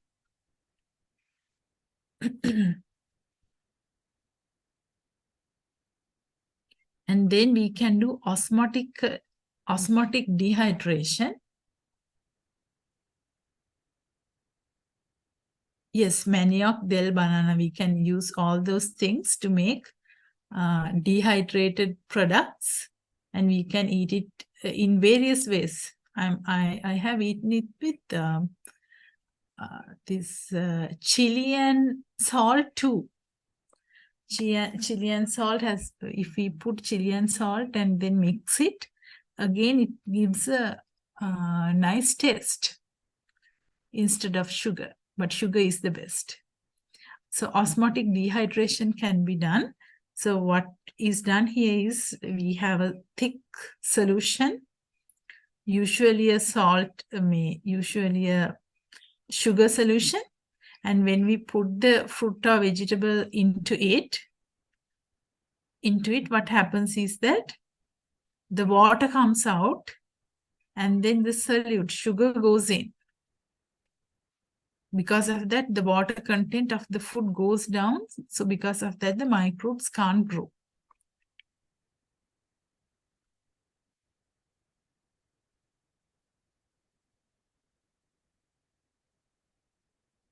And then let's look at some notes on dehydration, drying. The color change may occur. Because of that, we can do blanching. Drying techniques, we can do drying in the open air, either on mats or in raised platforms. We can use mats on the ground or we can have raised platforms. The problems are food quality and contamination. If we do it like using open air, well, dust and animals like birds and other types of various types of animals can contaminate the foods if we use just open air. As a solution, we can use solar dryers, direct or indirect or combined dryers. So the situation gets better. Then we can use dehydrators, fuel-fired or electric dehydrators. So if we use those things, we can control the parameters that affect drying well. For example, we can control the temperature, airflow, humidity. Like that, we can control the parameters so that drying occurs better. So packaging of dried fruits and vegetables. We can use traditional packaging materials, baskets, jute sacks, and wooden boxes.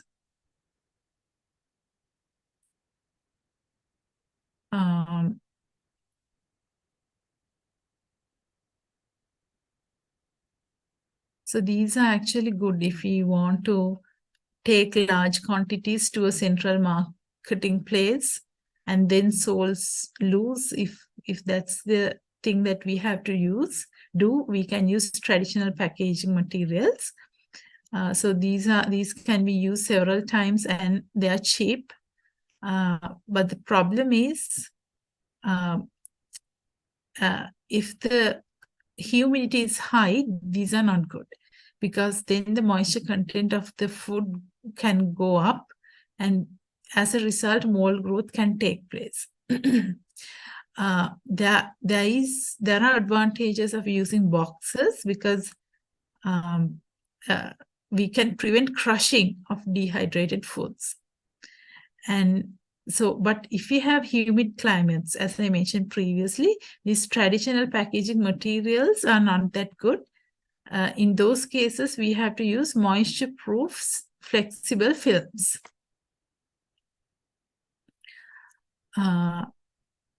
So some semi-moist foods such as osmotically dried fruits have special needs to prevent the reabsorption of water. So these osmotically dehydrated fruits can reabsorb water, and then if that happens, they will be,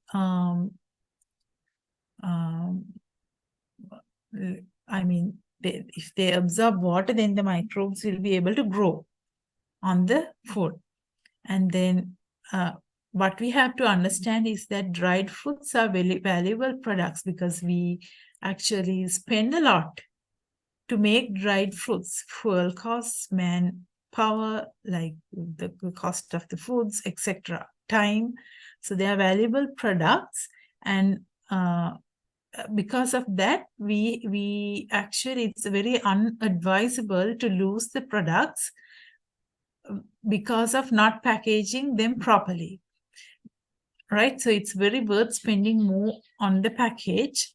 So we have to use moisture-proof seal bags to package the dehydrated fruits and vegetables. Fruit preserve and fruit candy. So you can see this candied peel, chocho preserve, pumpkin preserve, ginger preserve. I'm sure you have heard about this ginger preserve very much. And even this candied peel, chocho preserve, pumpkin preserve, we actually use those things when we make fruit cake, or I don't know, that's called rich cake and wedding cake. We use those things, and there are fruit candies. You can see this candy, this citrus peel and then glazed candied fruits, and again candied fruits, different types of candied fruits. candied citrus peel. So, so we have to pack the peels in 15% salt solution and sulfur dioxide. But nowadays sulfur dioxide is not used that much. We try our best to remove this addition of sulfur dioxide. It is usually, it comes as sodium metabisulfite or potassium metabisulfite. We actually use the minimum amount that is necessary. And then peels are boiled so that we get tender peels. And then candied, the peels are candied. How are they candied? First, we are using a sugar solution of low strength, such as 15% of sugar. We keep it, boil and keep it there for about 1 day. And then we put 25%, then we put 35%, like that. We slowly increase the strength of the salt sugar solution. And finally, I think they go up to like 55. I'm not very sure, but I think you get the point, right? We have to increase the sugar strength gradually. And then finally, these candied peels are dipped in saturated hot syrup. Saturated, more than 100%. 100%, more than 100% hot syrup.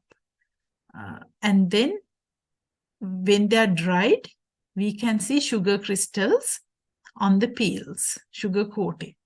So that is what is done in the preparation of candied citrus peel. Glazed fruits. So we take candied fruit. So now you know how to make candied fruit, and dipped in thick sugar syrup,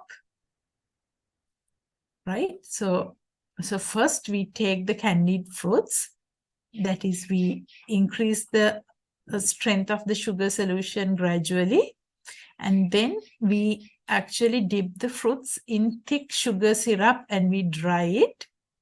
After that, we dip it in 1.5% pectin solution and then dry it again. So when we dry the product, now because of pectin, it gets a very attractive, shiny appearance.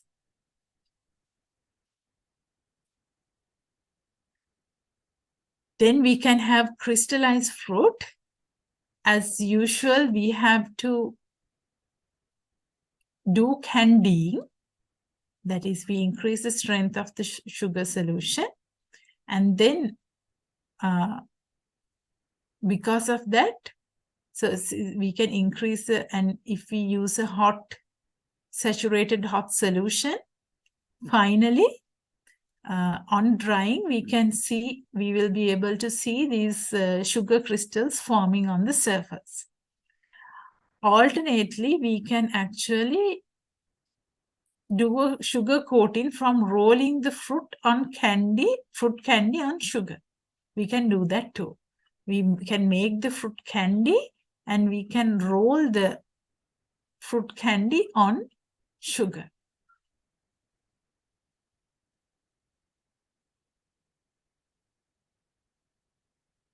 Right. Now let's look at fruit beverages, juices, and powders. So if we take fruit beverages, they can be juices, concentrates, squashes, cordials, and barley waters. So we are going to talk about these things very briefly now. These are prepared from fruits. They have characteristic flavor, aroma, color, and palatable balance between acidity and sugar. So when we make these things, we are balancing the acidity level and sugar level, right? So that we get a very nice taste. Sometimes we use 2 or more fruits blended together. We can have mixed fruit cordials like juices. We can have unfermented or pure fruit juice. Without adding water, we can add like the pure juice, we can get it. Natural juice pressed out of fruit. Composition unaltered during preparation and preservation.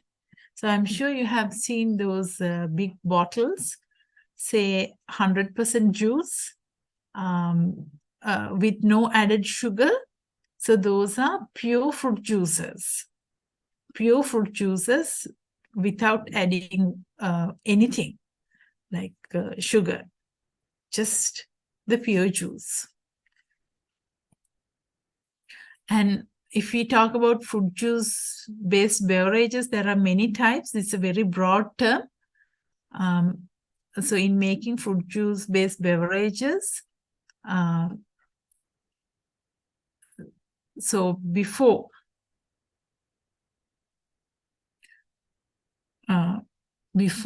drinking, the fruit juice based beverages can be altered considerably. Like in making fruit juice beverages, the fruit juice composition is altered considerably. And sometimes we can dilute these beverages before serving. Sometimes we can dilute. It's a broad term used for various products. Fermented fruit beverages. So there is wine, beer is not made of fruit, but there is beer too, and apple cider. And then from pears also, fermented beverages are made. So they have some alcohol percentage.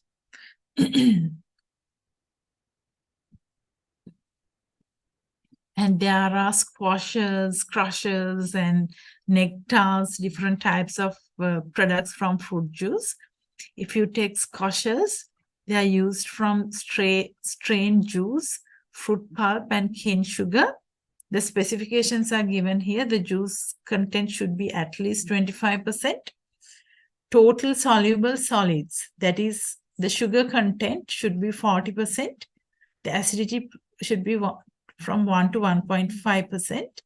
And examples are given here: orange squash, lemon squash, etc.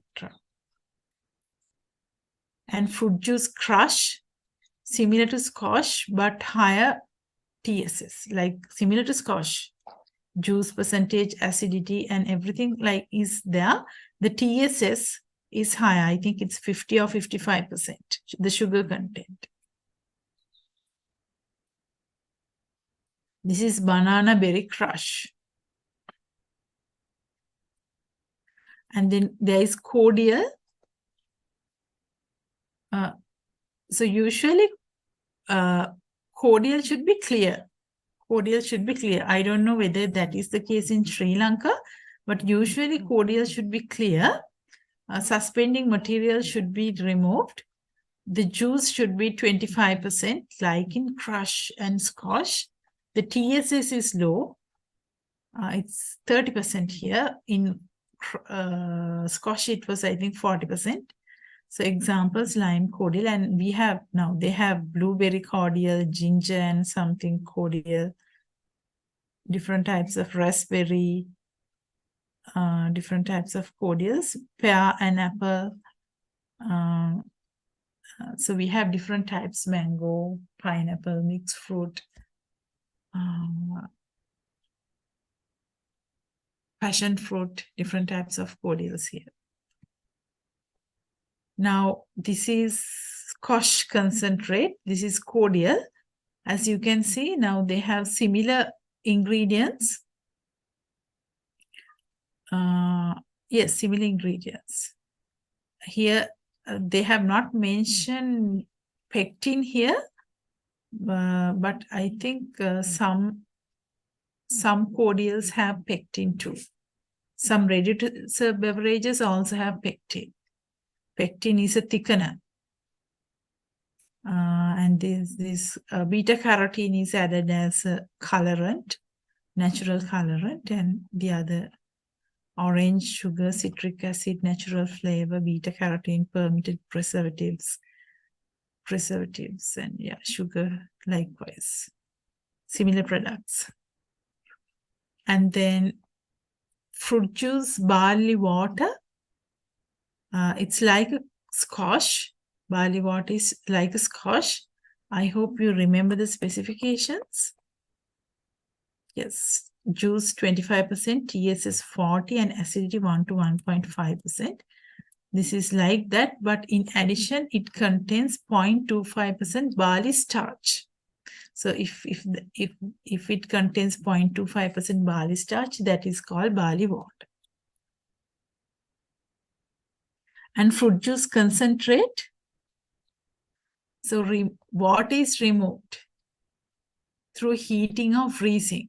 Heating, water can be removed. Also, there is a process called freeze concentration. We can remove water through freeze concentration as well. So it's before serving, it is diluted 6 to 7 times the weight of water. Here, the passion fruit juice sweetened. This concentrate contains passion fruit juice and cane sugar. So those are the ingredients: juice and cane sugar. It's a concentrate, right? And there are different types of concentrates: orange juice concentrates, lemon concentrates likewise. And fruit juice powders.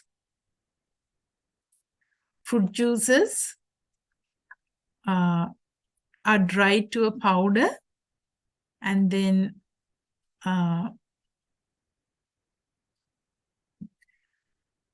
so they are made a stable, less bulky, easy to handle material. I'm sure you have tasted Coleman's. So that's it's a fruit juice powder. So since it's a powder, it can be rapidly reconstituted to a high quality product, resembling the original juice, but some flavor is lost. It's not 100%, it's not like the original juice. Some flavor is lost in the process. Now there is an equipment called spray drying, and that is used to make fruit juice powders. Dried juices are highly hygroscopic, and because of that, now these powders can absorb water very easily, and because of that, when we pack them, we have to pay extra attention. Right.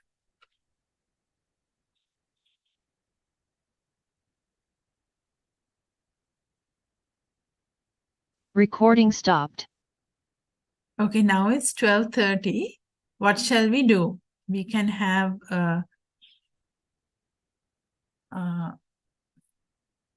we will briefly look at those techniques a bit more deeply, right? Now first I'm going to, now can you see the slide? Thermal processing?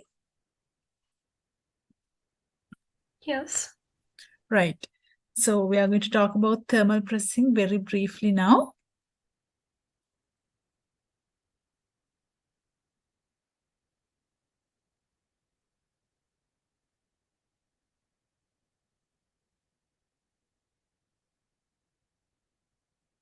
Now, thermal processing is, in thermal processing, we are using a combination of temperature and time.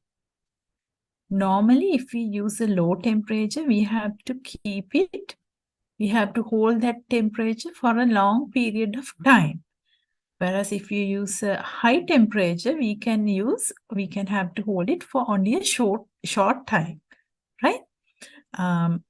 So we have to look at how the microorganisms behave and how the different components of the food behaves at certain temperatures and times, because we want to kill the microbes having minimal effect on the food qualities.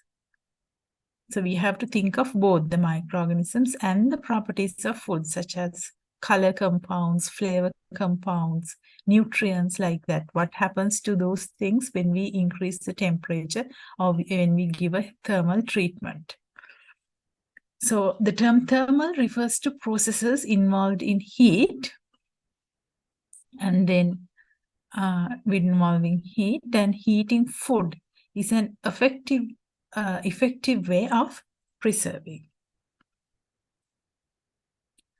The purpose of thermal processing, one is to reduce or destroy microbial activity. Most of the time, that is the reason, right? To reduce or destroy microbial activity. Number two is to reduce or destroy enzyme activity. So number three, to reduce physical or chemical changes. So to change the color, to change the texture, like that. Number four is to make the food meet a certain quality standards. Now for foods, there are quality standards. For different foods, there are quality standards. Because normally even at SLS standards, right? Usually now it is given that this food should have the microbes of this type should be less than this amount. Like that is indicated in those standards to make the quality of food meet certain quality standards. We have to sometimes give thermal treatments. So types of thermal processing, there are various types. So we can identify three main temperature categories employed in thermal processing. One is blanching, sterilization, and pasteurization. Now, blanching is not really a thermal processing technique. Blanching is a pre-treatment. That is a treatment given before proper processing techniques. So we told that blanching is done before dehydration, before canning. Okay, so it's a pre-treatment, not a processing techniques that can stand alone. And sterilization, pasteurization. So in those techniques, we are using steam or water. And there are different, like some other techniques that use hot air. Examples include dehydration, baking, and roasting.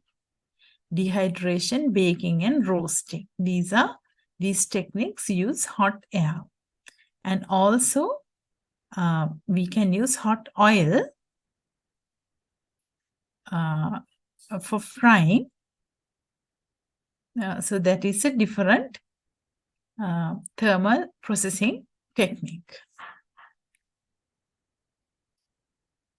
So let's look at blanching now. As you can see, from boiling water, these vegetables are put in ice cold water.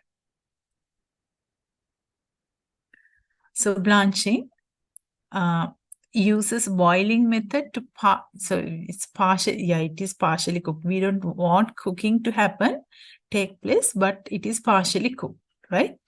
It's a quick way to destroy enzymes, keeping the food properties. It's a preliminary process to other methods such as deep frying and dehydration techniques. Product shelf life is short. So if we use blanching alone, then the product shelf life will be very short because it is not actually a single solo thermal processing technique.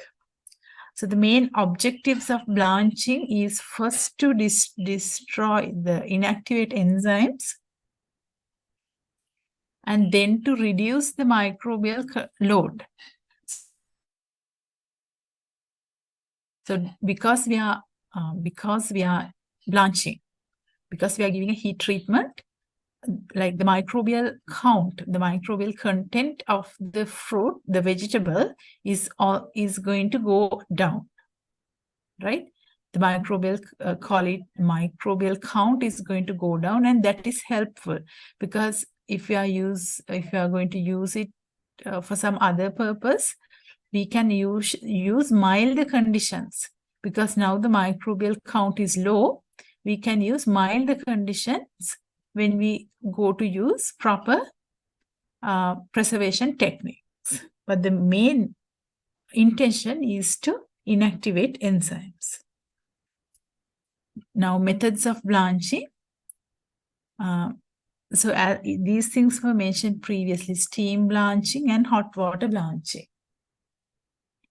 Steam blanching and hot water blanching. In steam blanching, 30 to 90 seconds, we have to expose the vegetables to steam, and then if we use steam blanching, the nutrient retention is high, because if we take hot water blanching, the nutrients go to the water very easily in hot water blanching. The nutrients go to the water, right? But if we use steam blanching, that does not happen. Because of that, the nutrition retention is high. And for steam blanching, steam blanchers are used.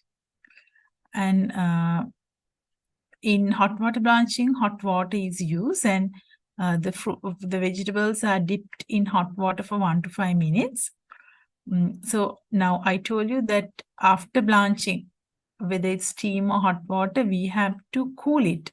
After blanching, that can be done using hot water or cold air. So pasteurization. The main aim of pasteurization is to kill disease-causing microorganisms. The main aim is to cause disease-causing microorganisms. At the same time, the spoilage microorganisms also get killed. So pasteurization is actually a milder treatment than sterilization. In pasteurization, it does not kill all the microorganisms. It kills pathogenic microorganisms, but not all microorganisms. The viable pathogens, the number of viable pathogens goes down, and enzymes, the enzymes that cause milk spoil will also can get destroyed. And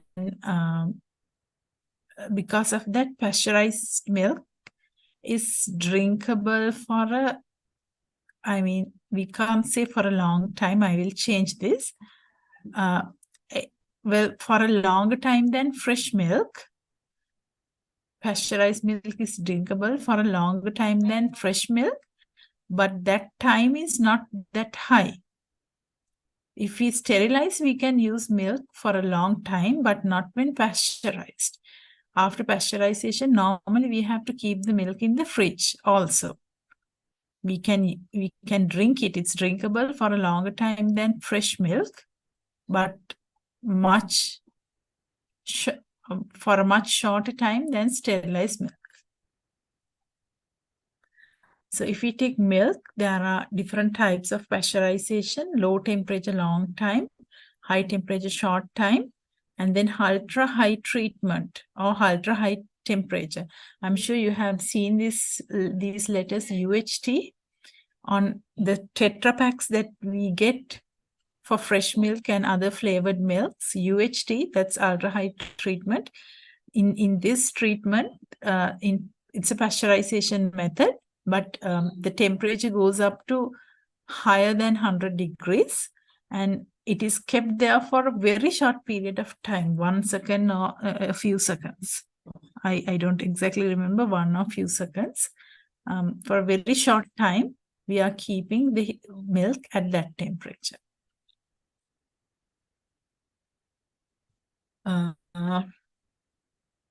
Low temperature, long time. So low temperature 63, long time 30 minutes. But the food properties actually get affected very much because we are using this heat for a long period of time. It's used for milk to prepare cheese, yogurt, etc. And average shelf life is about 7 to 10 days. And high temperature short time. So we are using a higher temperature, 72 degrees for 15 seconds. So the shelf life is between 16 to 21 days. Now let's talk about sterilization.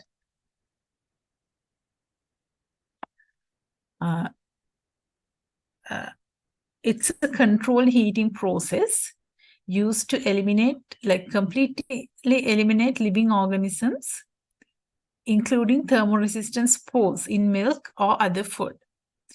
So it can be achieved by many ways. That means we can use moist heat, dry heat. We can filter and get rid of all the microbes. And then we can, as I mentioned previously, we can use irradiation or by chemical methods. But using chemical methods is not advisable because we don't want to consume much chemicals with food. So chemical methods, actually, if we can use some other techniques, we should go for other techniques. So food products filled in sealed containers are exposed to temperature above 100. Usually 110 to 121 temperatures are used.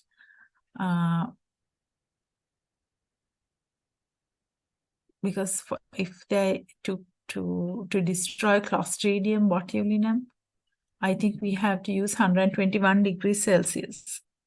Well, we have to think of something now. The food is in a container, in a can, let's say. So we have to make sure that the food inside, the temperature, the heat reaches the food, the center of the package, and all the parts of the food get that high temperature. We have to make sure that it happens. Otherwise, the microbes in those areas that temperature was not that high will grow, and then it will be problematic. Heat must be reached inside the product. And products are kept for a defined period of time at that temperature level for sterilization.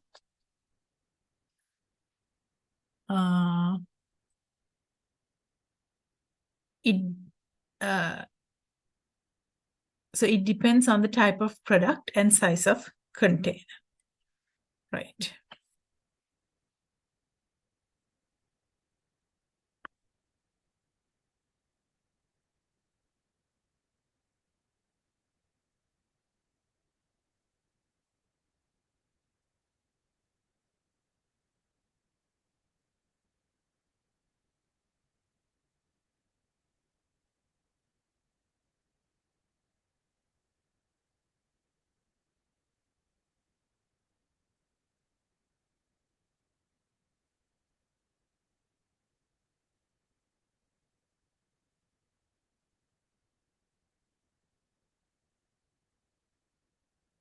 Recording stopped.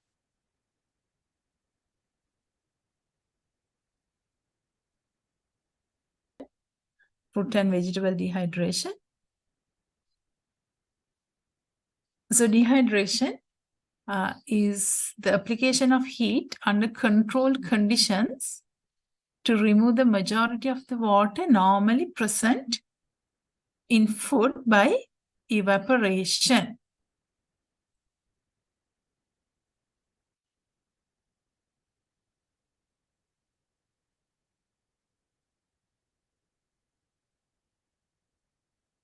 Okay. I'm going to use my other container, other computer. Um,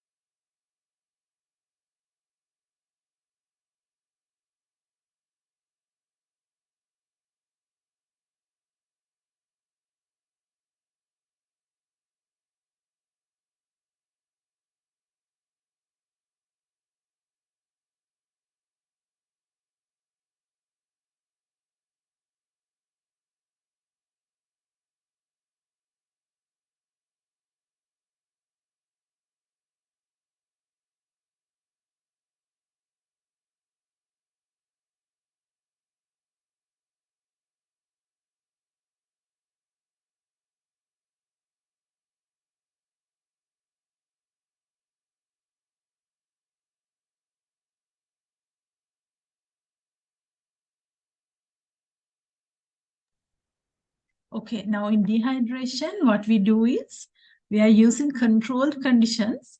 Can you hear what I say? Yes, madam.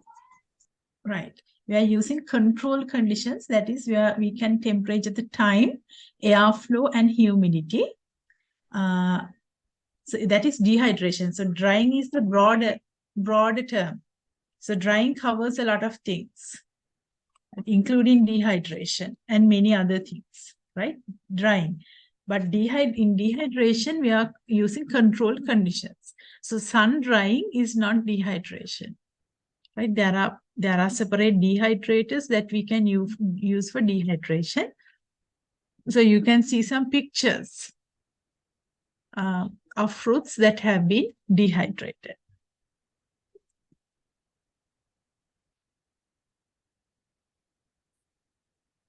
So the purpose of dehydration, of course, to extend the shelf life of foods. And we do that through by dehydration through removing water. We are bringing down the water activity. And also, because of that, the microbes can't grow easily on dehydrated foods. Of course, if they absorb moisture, then microbes can grow. And also, enzyme activity is lowered because there is no moisture now. Almost no moisture in the dehydrated foods. And so now in dehydration, the volume and weight goes down. So if we take 1 kilo of apples after dehydration, the volume, the weight would be much lower than that. 1 kilo will be something like 150 grams or 200 grams, let's say. And also the volume becomes much less because of the removal of water. Because of those things, we can efficiently transport and store the apples. So drying versus dehydration. So drying is a broad term that I mentioned previously. So it involves non-conventional energy sources as well, such as sunlight and wind. In dehydration, it is different. It is done in particular equipment.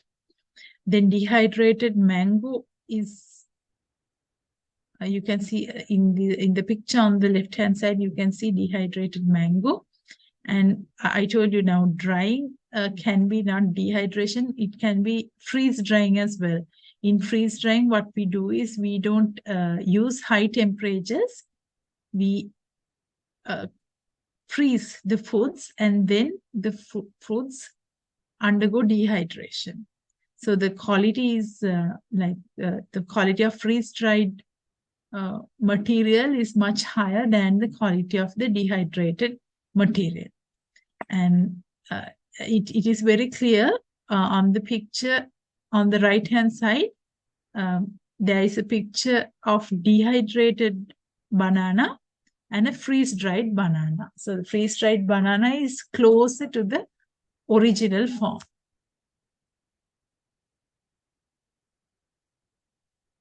So dehydration, it's the process of removal of water from the food under the controlled conditions.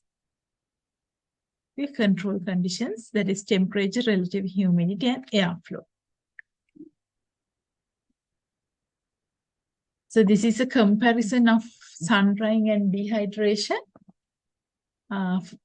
So sun drying involves conventional methods. Dehydration involves mechanical methods.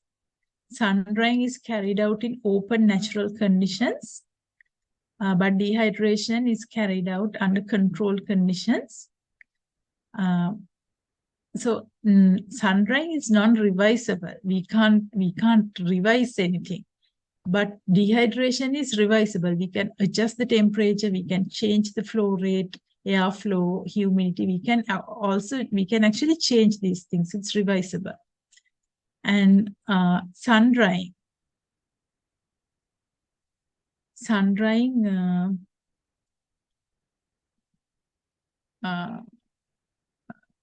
leads to high nutrient losses, but in dehydration, we can minimize that. Sun drying is cheaper because now we don't have to spend much. We don't have to spend anything on the equipment or fuel. So sun drying is a very cheap method, whereas dehydration is costly.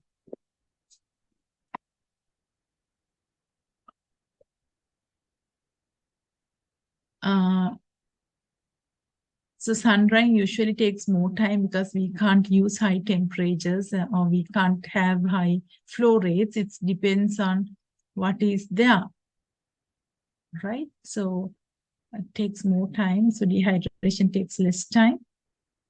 The source of energy required is freely available, sun drying. Source of energy is costly in dehydration.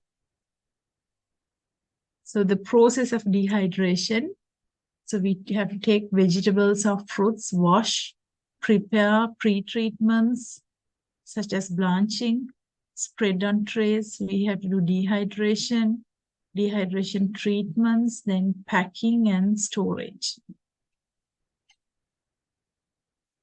Methods of dehydration. We can do sun drying, as I mentioned previously, and we can do artificial dehydration. We have to do, well, there are certain pre-treatments that we can do. Examples include blanching, salting, or adding sugar. We can do those things as pre-treatments. Other than that, we can use smoking for dehydration. It is done for, I think, meat products, fish. Smoking is done, can be done prior to dehydration, drying. So sun drying.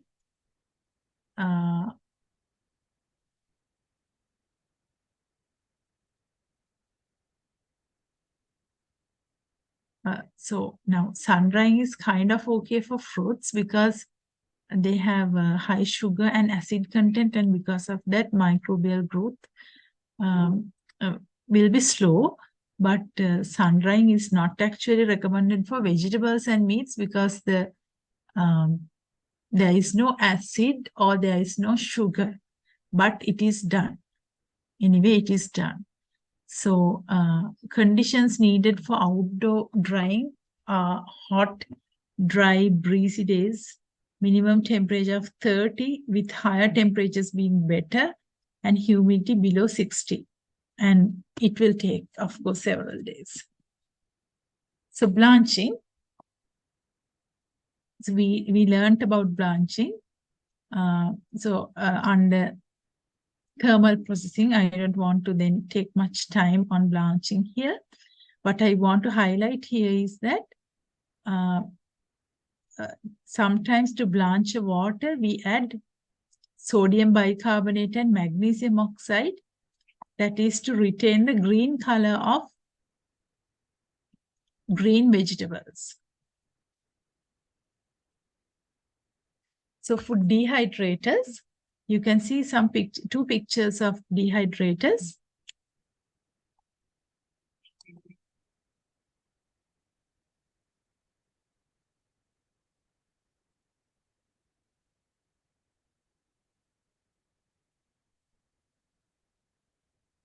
Yes, as I mentioned previously, for vegetables, meat, and fish, it is advisable to use dehydrators. However, sun drying is done. That is in practice. Okay. So dehydrators now, kitchen scale dehydrators are indicated here.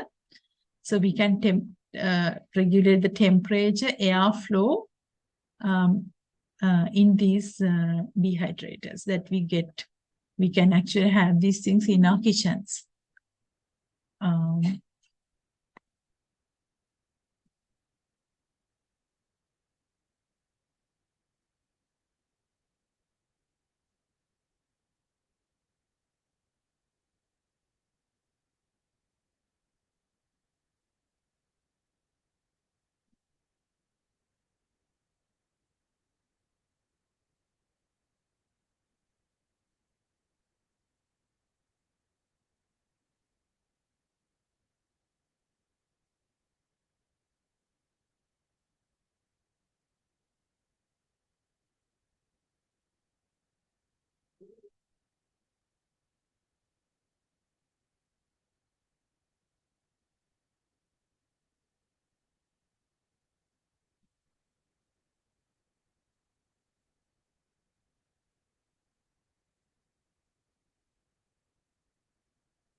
Okay, now we are going to have a brief look at preservation by adding chemicals.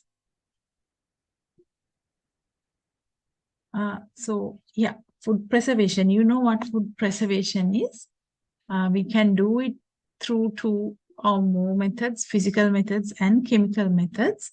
Also, we can use microbes in fermentation to preserved foods. So chemical preservation includes adding chemical compounds to the products.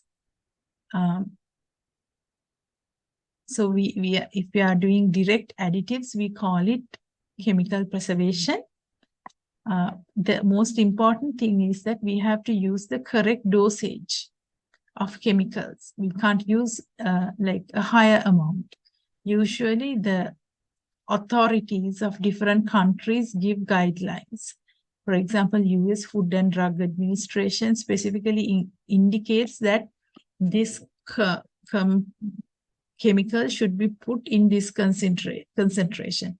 Likewise, I'm sure in Sri Lanka also there are guidelines like that. So there are traditional preservatives such as sugar, salt, vinegar, and alcohol. We talked about these things. And there are many acidulates such as lactic acid, even citric acid, other types of acids. Also benzoates and sorbates. They can be acidulates, and there are other benefits rather than reducing the pH of the food, right? Using benzoates and sorbates.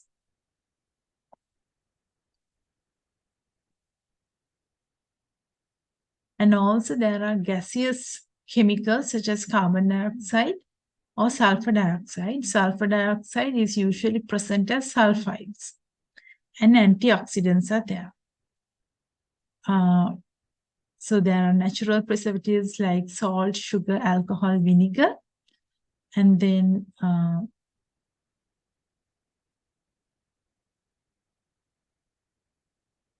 yes, salt and sugar are the earliest natural food preservatives which drop the growth of bacteria in food very efficiently. Sugar and salt, as I mentioned previously, the amount of water available for the growth of microbes go down when we add sugar and salt.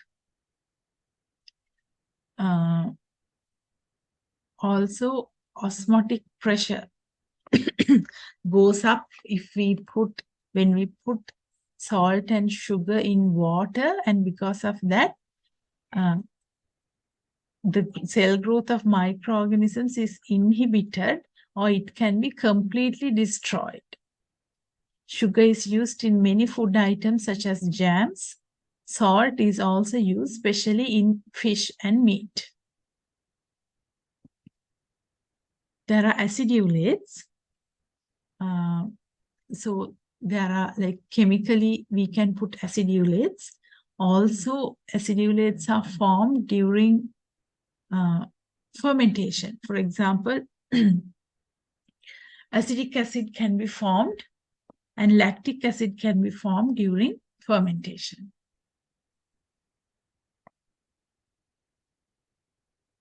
Benzoic acid or benzoate is a antimicrobial agent that we use in foods. The structure is given here. It's benzoic acid, the structure of benzoic acid. When it is a salt, it can be sodium benzoate, potassium benzoate, like that. So the level that is used, benzoates range between 0.05 to 0.1%. That is about 1 gram is used for 1 kilo. So lactic acid, it is formed as a result of fermentation. When we talk about yogurt,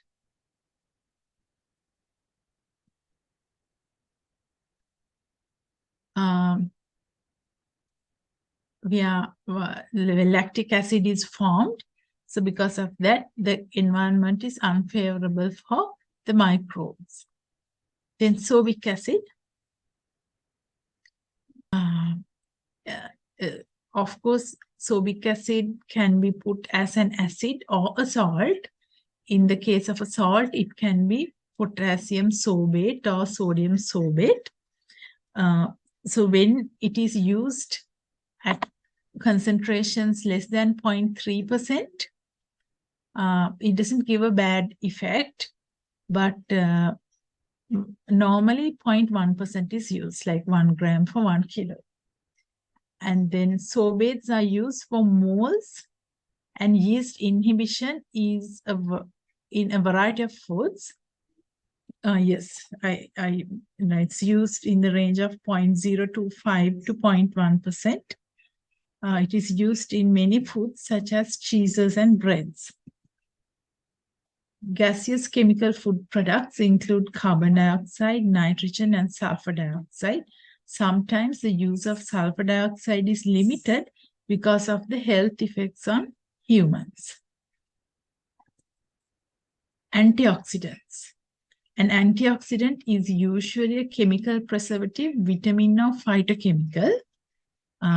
So I told you that in order to prevent lipid rancidity, we can put chemical preservatives such as BHA, BHT. We talked about it. Vitamin or phytochemical. It neutralizes damage to the foods and are naturally present in vegetables, fruits, and grains and nuts. It's beneficial in preventing rancidity in fats and foods containing fats. Here I have given examples: BHA, BHT, vitamin E, vitamin C. Now these are antioxidants used in foods. Advantages of adding chemicals. Chemicals improve the shelf life, that is the length of time that it is safe to eat, and it improves the organoleptic qualities, flavor, appearance, color, aroma of the food. Sometimes chemicals, and increase the nutritional value. That is not chemical preservatives, rather chemicals, right? Chemicals can increase the nutritional value. We can put chemicals to increase the nutritional value. We can improve the chemicals to improve the organoleptic qualities. That's the appearance and the taste and aroma, things like that. It's much wider variety of foods is available. Additives, that these are not chemical additives rather, right? So if we put chemical preservatives, they can improve the shelf life of foods. Additives allow consumers to store food for longer periods, which means that the frequency of buying food can be reduced because chemicals extend the shelf life of foods. Then we don't have to go to the shop that much. There are disadvantages of adding chemicals as well. Well, it can affect human behavior. So it has been observed in rats. We don't know whether we can extrapolate it into humans, but behavioral issues can be there. Some people, children can have allergic reactions, potential links to cancer, not yet unproved, linked to asthma, can be many toxic effects, and contribute to high blood pressure.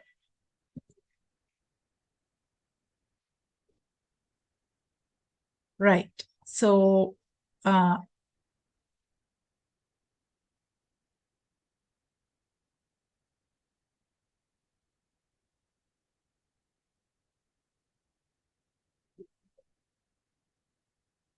yeah, are there any questions that you have?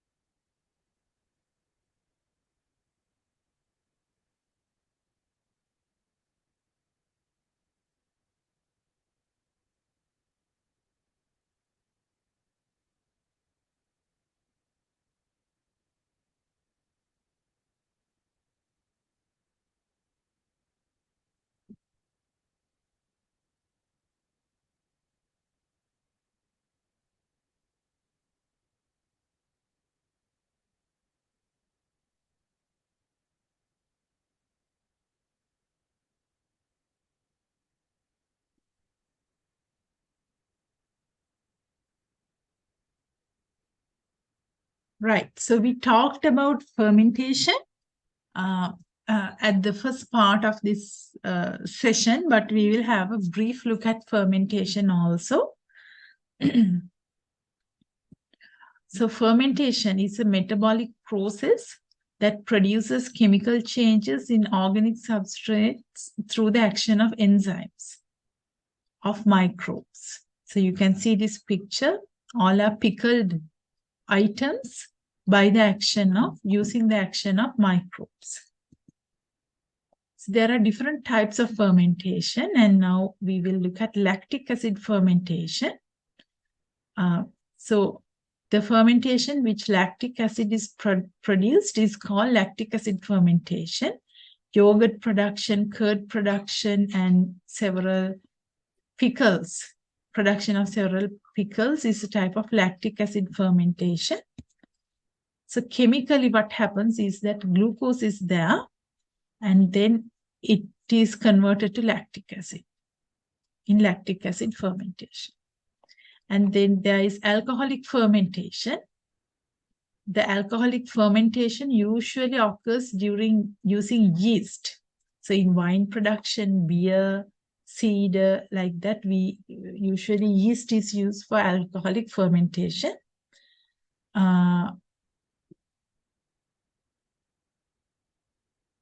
So alcohol and carbon dioxide are produced. For ages, products are made and stored using the process of fermentation. Beer, wine, pickled food. So cheese comes under lactic acid fermentation. I will remove that. Wine, beer, pickled food, and bread are produced as a result of fermentation of food items. So alcoholic fermentation is chemically represented as glucose is converted to ethanol and carbon dioxide is produced. Acetic acid fermentation. Acetic acid is produced by fermenting various substrates. We can use various substrates, starchy solutions, glucose solutions, or alcohol, foodstuff, such as wine or cider with Acidobacter bacteria. Now, in acetic acid fermentation, it starts with alcohol. So we can use wine or cider and use Acidobacter to produce acetic acid. Or else, if we are using a starchy solution or sugar solution, first we have to convert the sugars into alcohol, and then alcohol has to be converted to acetic acid, right? So examples are apple cider vinegar and wine vinegar. So how does fermentation preserve food? So desirable bacteria cause less deterioration of the food by inhibiting the growth of spoilage bacteria. Some fermenting processes lower the pH of foods, preventing harmful, so some ferment like lactic acid fermentation and acetic acid fermentation, they lower the pH of the food, and because of that, harmful microorganisms cannot grow in that environment. Controlled fermentation processes encourage the growth of good bacteria, which starves or fights off the bad microbes. So, for example, like in yogurt, because there are microbes in yogurt, they are called probiotics, right? Microbes are there in yogurt, and because of those microbes, other microbes can't grow. So these are some examples of fermented foods. You can actually go to the internet, use YouTube, and look at these types of fermented foods. You can get to know what these things are. Microorganisms involved in fermentation. There are various microorganisms that are involved in fermentation. Examples include yeast, molds, or bacteria. So in pickle is an example of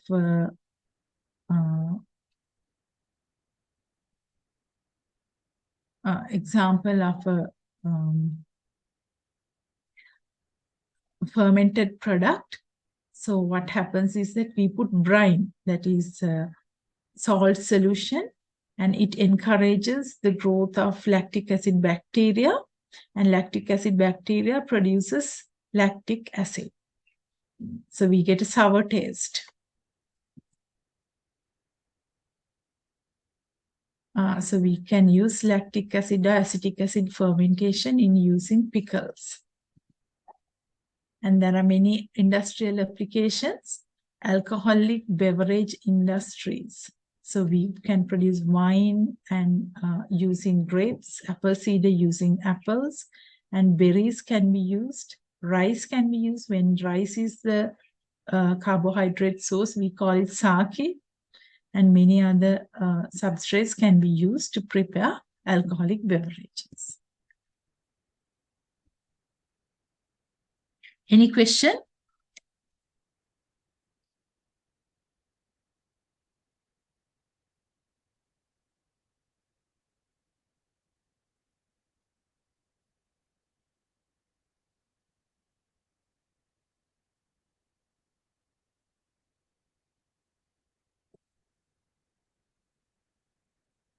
Any question?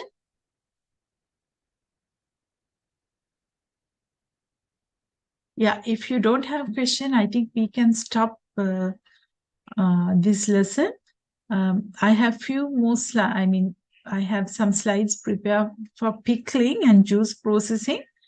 I will not test you on that, but anyway, I will upload the slides on LMS, right? So you're welcome. Thank you, madam. You're welcome. So I hope that you understood all the things that we talked about. I'll upload the slides on LMS, right?